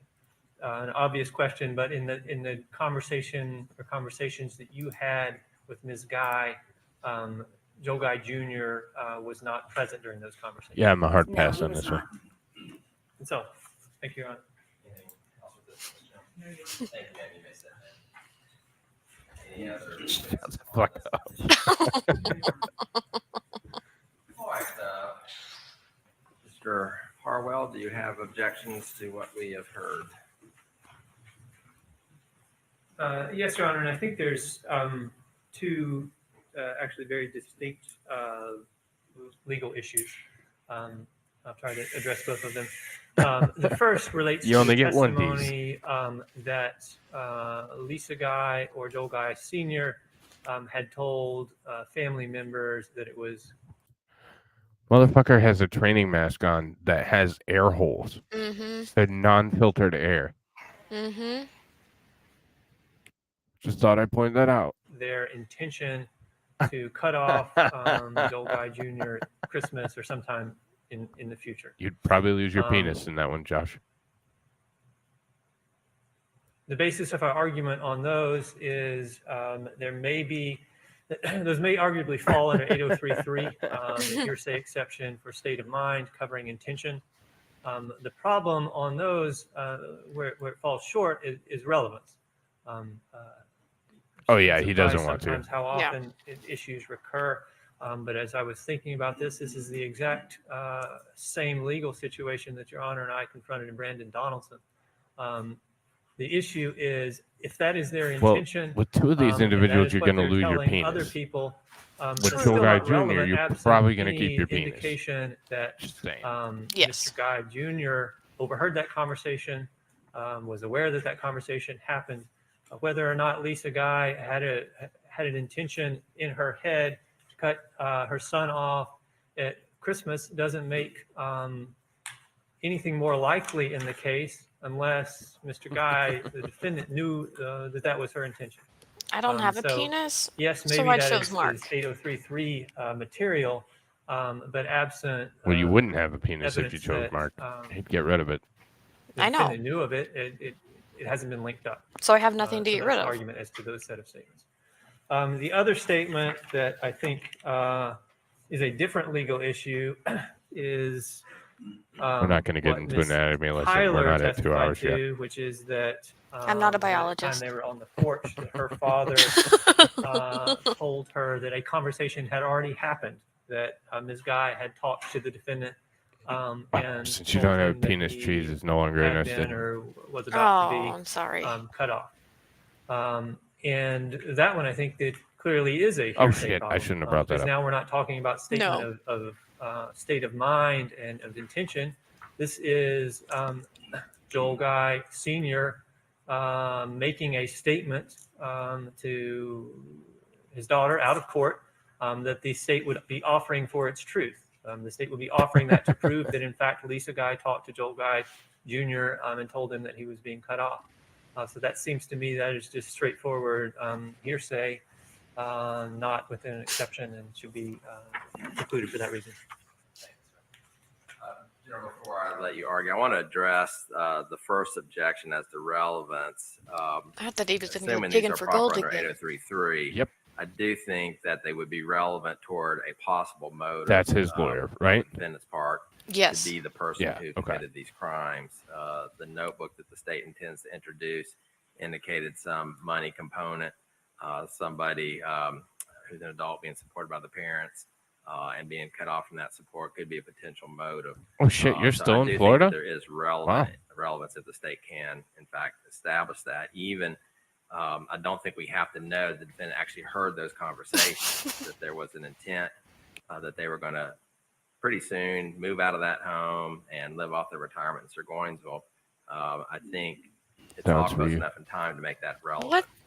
We did hear the testimony from Miss Tyler, and I think Miss White that had already happened. And so even though I don't think that's going to be admissible, I do think that plays into the you're leaving for Florida. Okay. Now to the second part, hearsay. I think most of what I heard was proper 803. Yeah, be careful.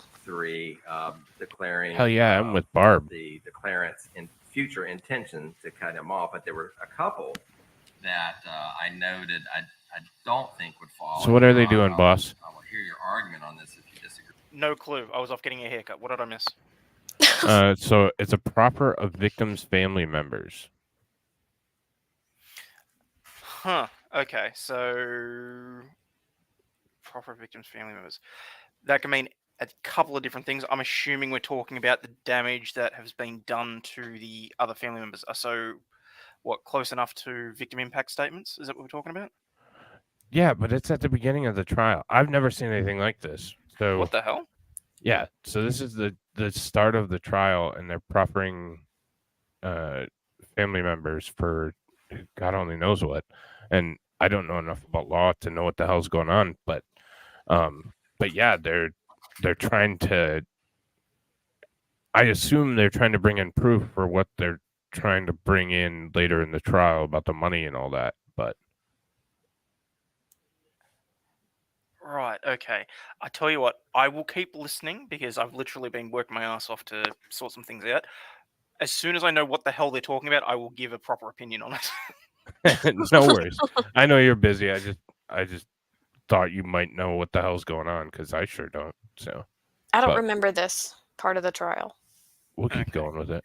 So. And no, Bobby, I haven't shaved. It was just the one photo that I had on my work computer. Agree with you, but Ms. White said that Mr. Guy said he was retiring and had already cut his son off. See, it's all financial motivations about cutting him off financially. That's why. Okay, so this is a very sort of tricky legal issue. Now, what somebody says, and Ms. Tyler, I want you to listen to this too.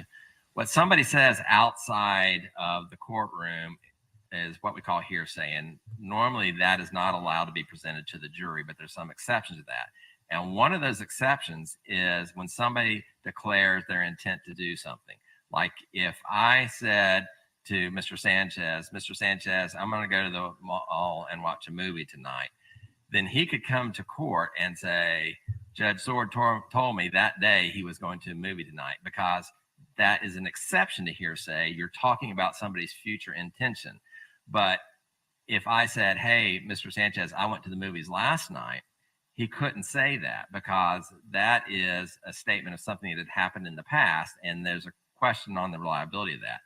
So, Ms. White, when you say Mr. Guy told you that he had already cut the defendant off, you can't say that in court. That's inadmissible because it's something that's already happened in the past. But then when you say that Lisa Guy said that they were fixing to move into the family home and she was fixing to cut him off too, that's okay, because that's her statement of something that's going to happen, what she's going to do in the future, her intent, her plan of what she's going to do. That stuff's okay. This and makes sense. Tyler, the same thing with you. Do you understand it? Oh, you want to? Yeah, so presumably this is not in front of the jury. So what they're doing is proffering the evidence that is supposed to be provided by the family members and to determine whether or not it is going to be admissible at trial. So he doesn't want them getting up there and saying various things that they can't say. So he's running through their evidence with them at the moment to make sure that it fits the rules of evidence. Gotcha. Okay, that makes sense. Because there's no jury yet. So yeah. Okay, cool. Yeah, that's where we are. He's basically just saying what they can and can't say as part of the evidence. Because, I mean, for the most part, generally you don't have family members testifying against family members in a murder trial. So this sort of makes a bit more sense to me now. Okay, that makes sense. Did Yeah. you see this guy, this creepy fuck? Oh, I saw. His eyes freak me out. They remind me of somebody we know. Yeah. I was listening right up until I got to the point where I had to go and have a haircut. So I'm trying to think which actor he reminds me of. I mean, the guy from Drop Dead Fred, but He kind of there's looks like a somebody fat else. Nicolas Cage. Yes. Yeah, I can kind of see that. Somebody said I love the tie, earlier. though. I just wish he'd tied it properly. Somebody said earlier that he looks like Ghazni, and I disagree heavily. Look, in a weird way, I can see that, but not in a flattering way. Yes. Okay. Yeah, I didn't get it, so I just kind of rolled through it. But all right, yeah, we'll keep going with this. Yeah. Oh shit. He said that they had already had the conversation with him. That's a past event, so you cannot talk about that. But when you talked about the October Manbin said Tiny Tim. Your mom, that he's going to have to find see another place, and because they're going to have to, Yeah. they're going to stop supporting him. That's okay as well too. So John, I take it you can see it on that as well. Okay, so that's going to be the court's ruling. He has no sympathy. Like I have no was sympathy just for this those guy. two that I Tiny heard Tim, that were you have past events. sympathy. Yeah. Anything else, I think, Yeah, is Gigi, I don't think plan so either. of the declarant. Just somebody said it earlier, so. And so Yeah. that'll be my ruling. Looks I'm going to just like overrule Tiny the Tim. first objection on relevance, and I'm going to overrule it except for those two exceptions as noted. All right. General, who's your first witness? Okay. You think we can do that before lunch? We got 30 minutes. You okay? Yeah. Okay. All right. We've already got the witness stand clean. You ready for the jury, General? You ready, Mr. Halsted?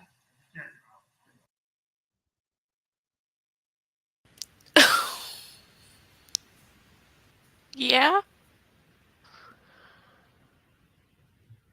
I could see it. Yeah.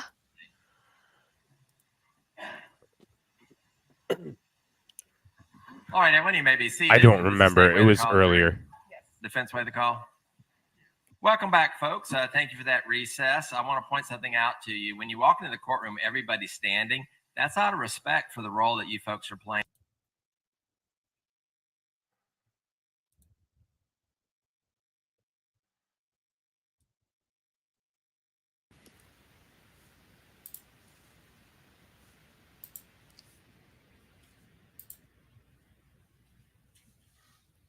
What do you think, guys? Close? Yeah. Okay. The other picture was All right, everyone, you may be seated. better. Way the call, jury. Yes. Defense way the call. Welcome back, folks. Thank you for that recess. I want to point. I'm going to skip ahead to the actual person.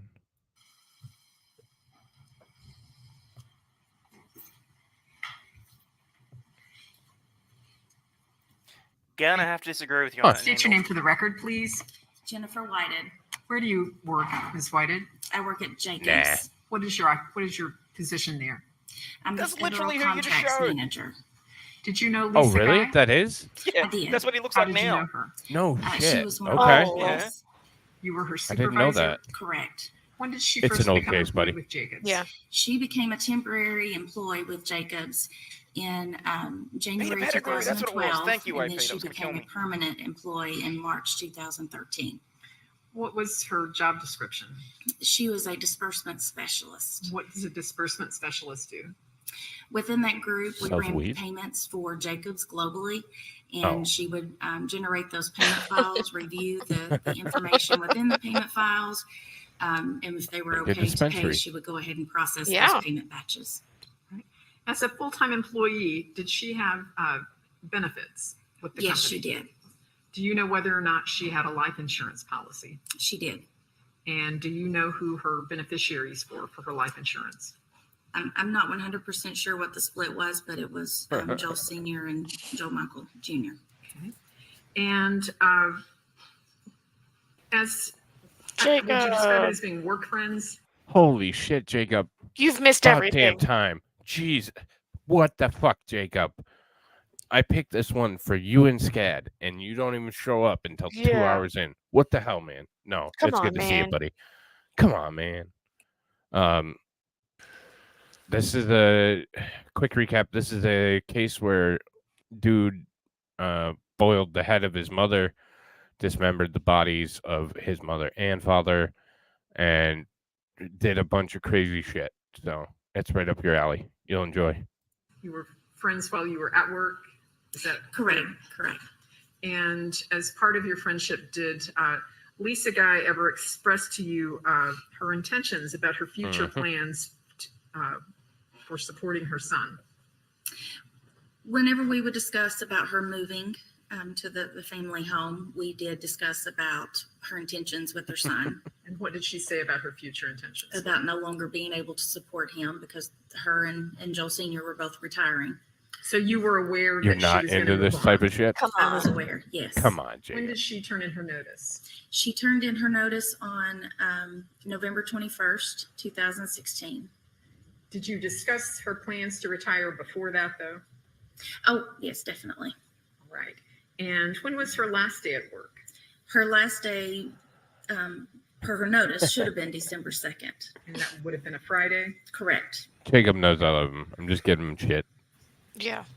because it's fun. Can you describe her demeanor?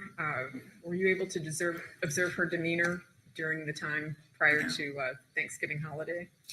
Oh, prior to the Thanksgiving holiday, yep. She was excited, yet a little preoccupied because she had so many things changing in her life. But she seemed to be very excited. Were you aware that she had sold her house? Yes, And did you know about her plans for Thanksgiving? I did. What did she tell you? She was excited to know that her entire family, her kids, were coming to spend the holiday with her and Joel Sr. And did you talk to her at all on the Thanksgiving holiday weekend? I did not talk to her during the Thanksgiving weekend. I want to direct your attention to Monday, November the 28th, and ask you what happened that day. Well, Lisa, her work schedule started at 7 a.m. And I noticed at about 7:15 that she was not in the office. And I normally gave my employees about 15 minutes to get there. And, more out of being concerned that they were okay, I would start calling. So 7:15 came and she wasn't there. Nobody in our group had heard from her. So I began texting her and she didn't text back. And I thought that was highly unusual. A lot of thoughts went through my mind, hoping that she was okay, hoping that, this was her last week. She was retiring, that she had blown us off. But I knew that wasn't right. So I continued to text her. I continued to text Joel Sr. I called. How's Mark? Never did get an answer. Would that have been unlike her to not show up for work and not to call? Absolutely. If she couldn't make it to work, she would have called me immediately. And do I understand you to normal say that you people also would have. attempted to call her Yeah. husband? I did. And how many times would you say you called or texted? I lost track of how many times, but I kept doing it thinking this time they're going to answer. I would say at least 20, at least. And then what did you decide to do? I wanted to call the police to have a welfare check done. So I called the police. I'm going to come. Your Honor, at this time, we would ask to introduce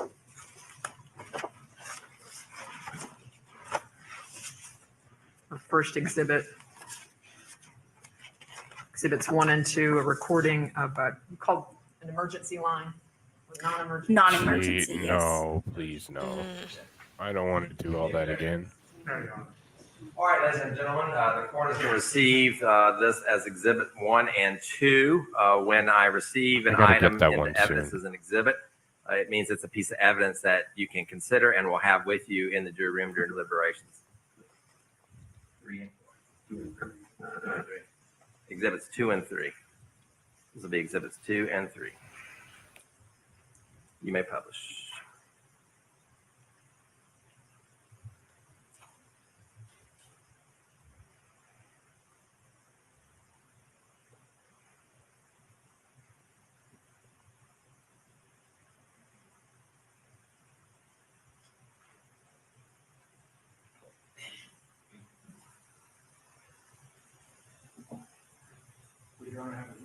That's what I'm looking for. It's not showing that I've got it muted. Boomas.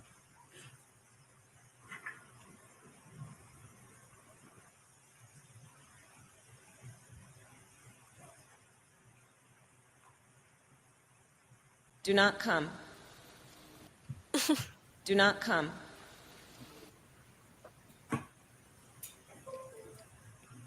They came all over the place.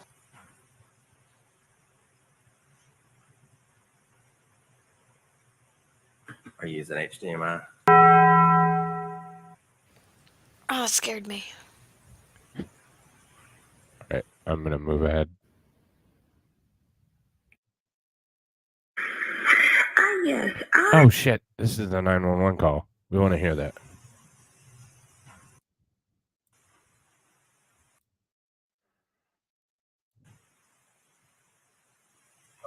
Let's go old school. Can you bring that microphone down and just play it through your speakers? Unplug your HDMI. Hell yeah.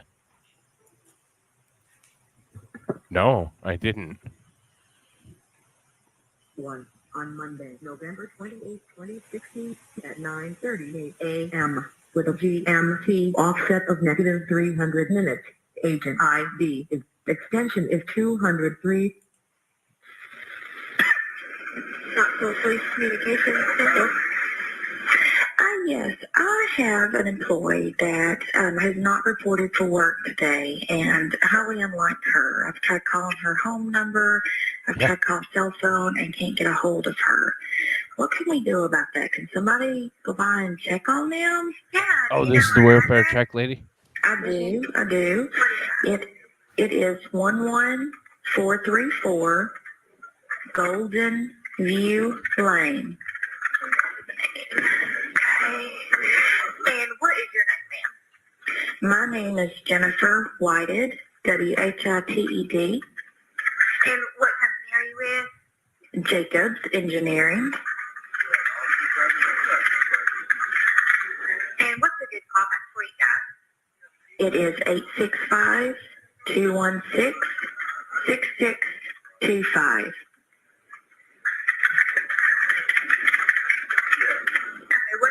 Employee's name? Lisa Guy, Guy. Her husband's name is Joel, Joel. Should he be there too? Does he live with her? Yes, he does. Okay. And they do have a dog named Jake. I think he's a big baby. Okay. How old is she, do you know? She is in her, I think, late 50s. Do you know if she has any medical issues? No, I mean, she has high blood pressure, but that's all that I know Holy of. shit, I just found the coolest sound I've ever seen in my life. I can't play it on YouTube. Yeah, I know that their house is for sale, and they are moving, and she is leaving our company, but that's supposed to be Friday, and this definitely isn't like her just not to show up. I'll send a call over to officers, have them swing by and check on her. And if anything changes before then, just give us a call back here, okay? At the same number? Yes, ma'am. Okay, great. Thank you so much. You're welcome. Bye-bye. And after that, did you make a second call? I did. And can you tell the jurors about that? I had realized that nobody had called me, still could not get a hold of Lisa or Joel. So I called back to see what they had found with the welfare check. And I was told that everything seemed to be fine, that nothing looked out of the place. And so they didn't do anything further. I asked them to please go back because I knew that something was not right. She had plans with other coworkers today or that day. And that she would not have canceled or just blown them off. She would have at least called. So I asked them to go back. And what is the next thing you heard in response to your request? I was told that they would talk to a detective to see what they thought, and they would get back with me. And what happened next? it was probably 20 to 30 minutes later, I think, that I got a phone call from a detective wanting to ask me more questions about Lisa and what I knew. But I did not know that anything in particular had happened. No. Special plan that day for Lisa? There was a lunch that she was going to have with some other coworkers for her retirement. All right. And when did you hear what had happened? In their home? What had happened in their home? I had heard that there were bodies found Monday evening, so that evening. All right. May I approach?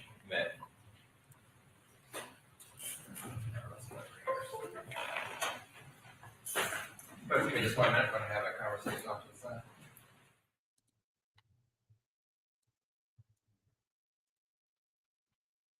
Having a conversation. Okay. Well. I'm not that important, but she is. It's going to take me a minute to get used to this.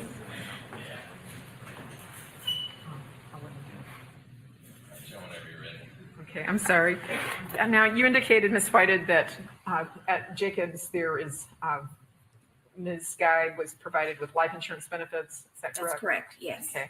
And at this time, Your Honor, please, we're going to introduce as our next exhibit. It's on a record custodian affidavit. Why is he standing again? This came out of left field. Yeah. What the hell?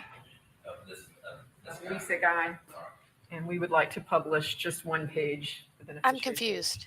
Got to pick one. We're going to receive this exhibit for the insurance policy purporting to belong to this guy, and you may publish. Did it skip? Did we miss something? Or I don't know. Ms. Whited, are you able to see that at all? oh don't fucking do that again. And can you tell the jury who her beneficiaries were?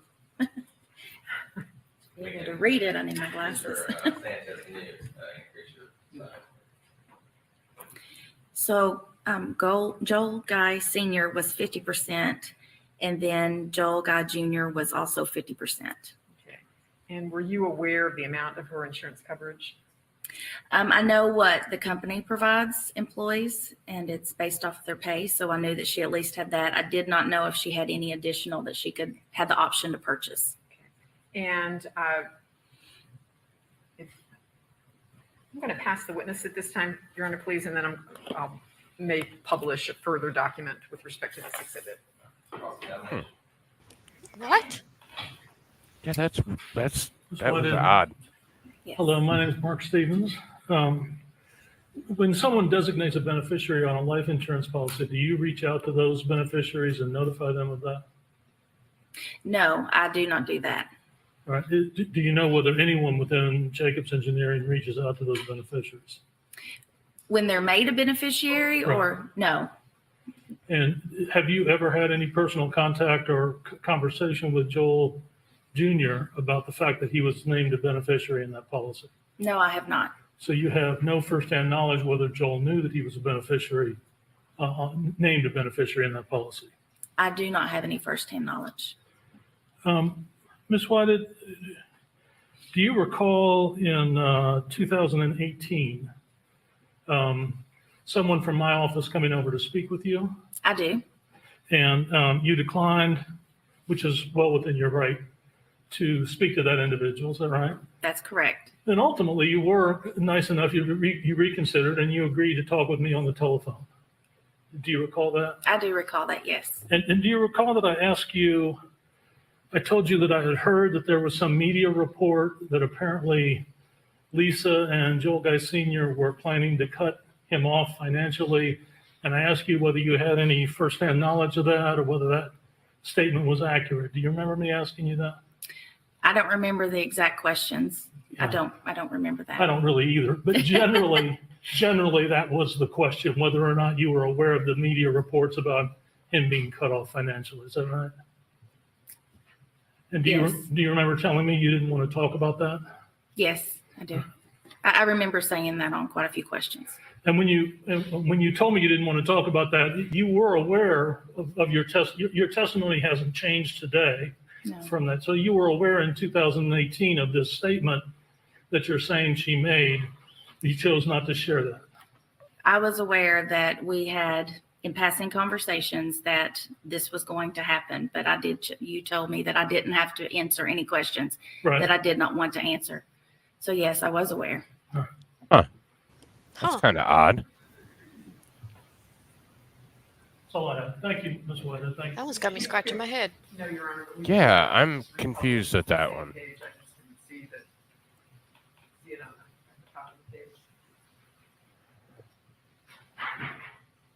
Have a good night, AP. We're about to wrap up anyways. Yeah, have a good night. Yep, that's what it seems like. Do you see that? Yeah, because there's only like a minute left in this one. 500,000. Anything else? Yeah. I'm confused. All right, folks, let me check on your lunch here. All right, I do believe that your lunch is here, folks, and this is a good time to go ahead and break for lunch. So I'm going to give you the same instructions you've already. Okay, so he's just going to give jury instructions. That was odd. I'll look into that and see if we potentially missed something or what the hell's going on there. Sums up. It just total change and everything. Total left field. Yeah. Yeah, I don't understand that. Well, hurry up and finish then, Bobby.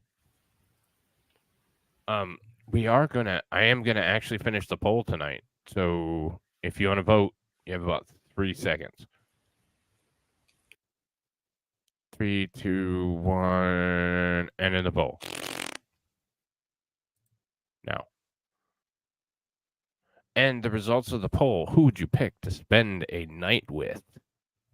76% of you sick fucks picked Taylor for business. I did not. 14% of you picked what would have been my pick had I got to pick in my own poll, Mark Latunsky. That's what I picked. Is it? Yeah. I mean, he seems like a great guy. Yeah. And then 9% of you picked this creepy fucker, Joel Guy Jr. What is wrong with you? What is wrong with y'all? Shame on you. So with that being said, ladies and gentlemen, that's going to be it for me tonight. We're going to kind of work through this. That's because you're a true one. Mm-hmm. So, no, that can't be true. Can't be true. Not this crowd. We're gonna slowly go through this as we get to a climax. It's gonna be fun. I had a good time. This was I'm in the same boat. Like, I want to just enter his mind for like 30 seconds.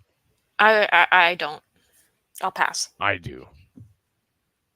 I like 30 seconds. I just want to know how you can. all I'm saying is that 30 seconds in Deadpool's mind was enough to turn Venom crazy. So that's true. Mm-hmm. That's true.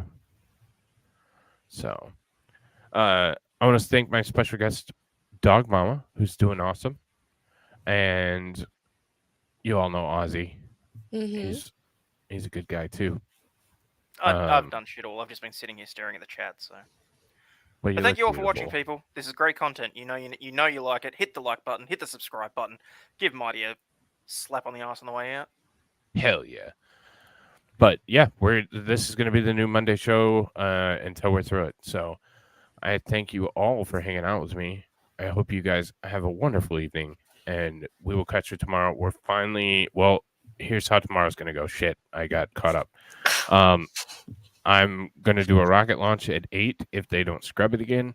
And then we're going to move into cameras that I've been neglecting and procrastinating for the last I've been wanting the fucking cameras. month. So we're going to do that after the launch. So that'll be tomorrow's show. So I'll catch y'all later. Y'all have a wonderful evening. Thanks for the super chats and the memberships. And you all have a good night. Take care.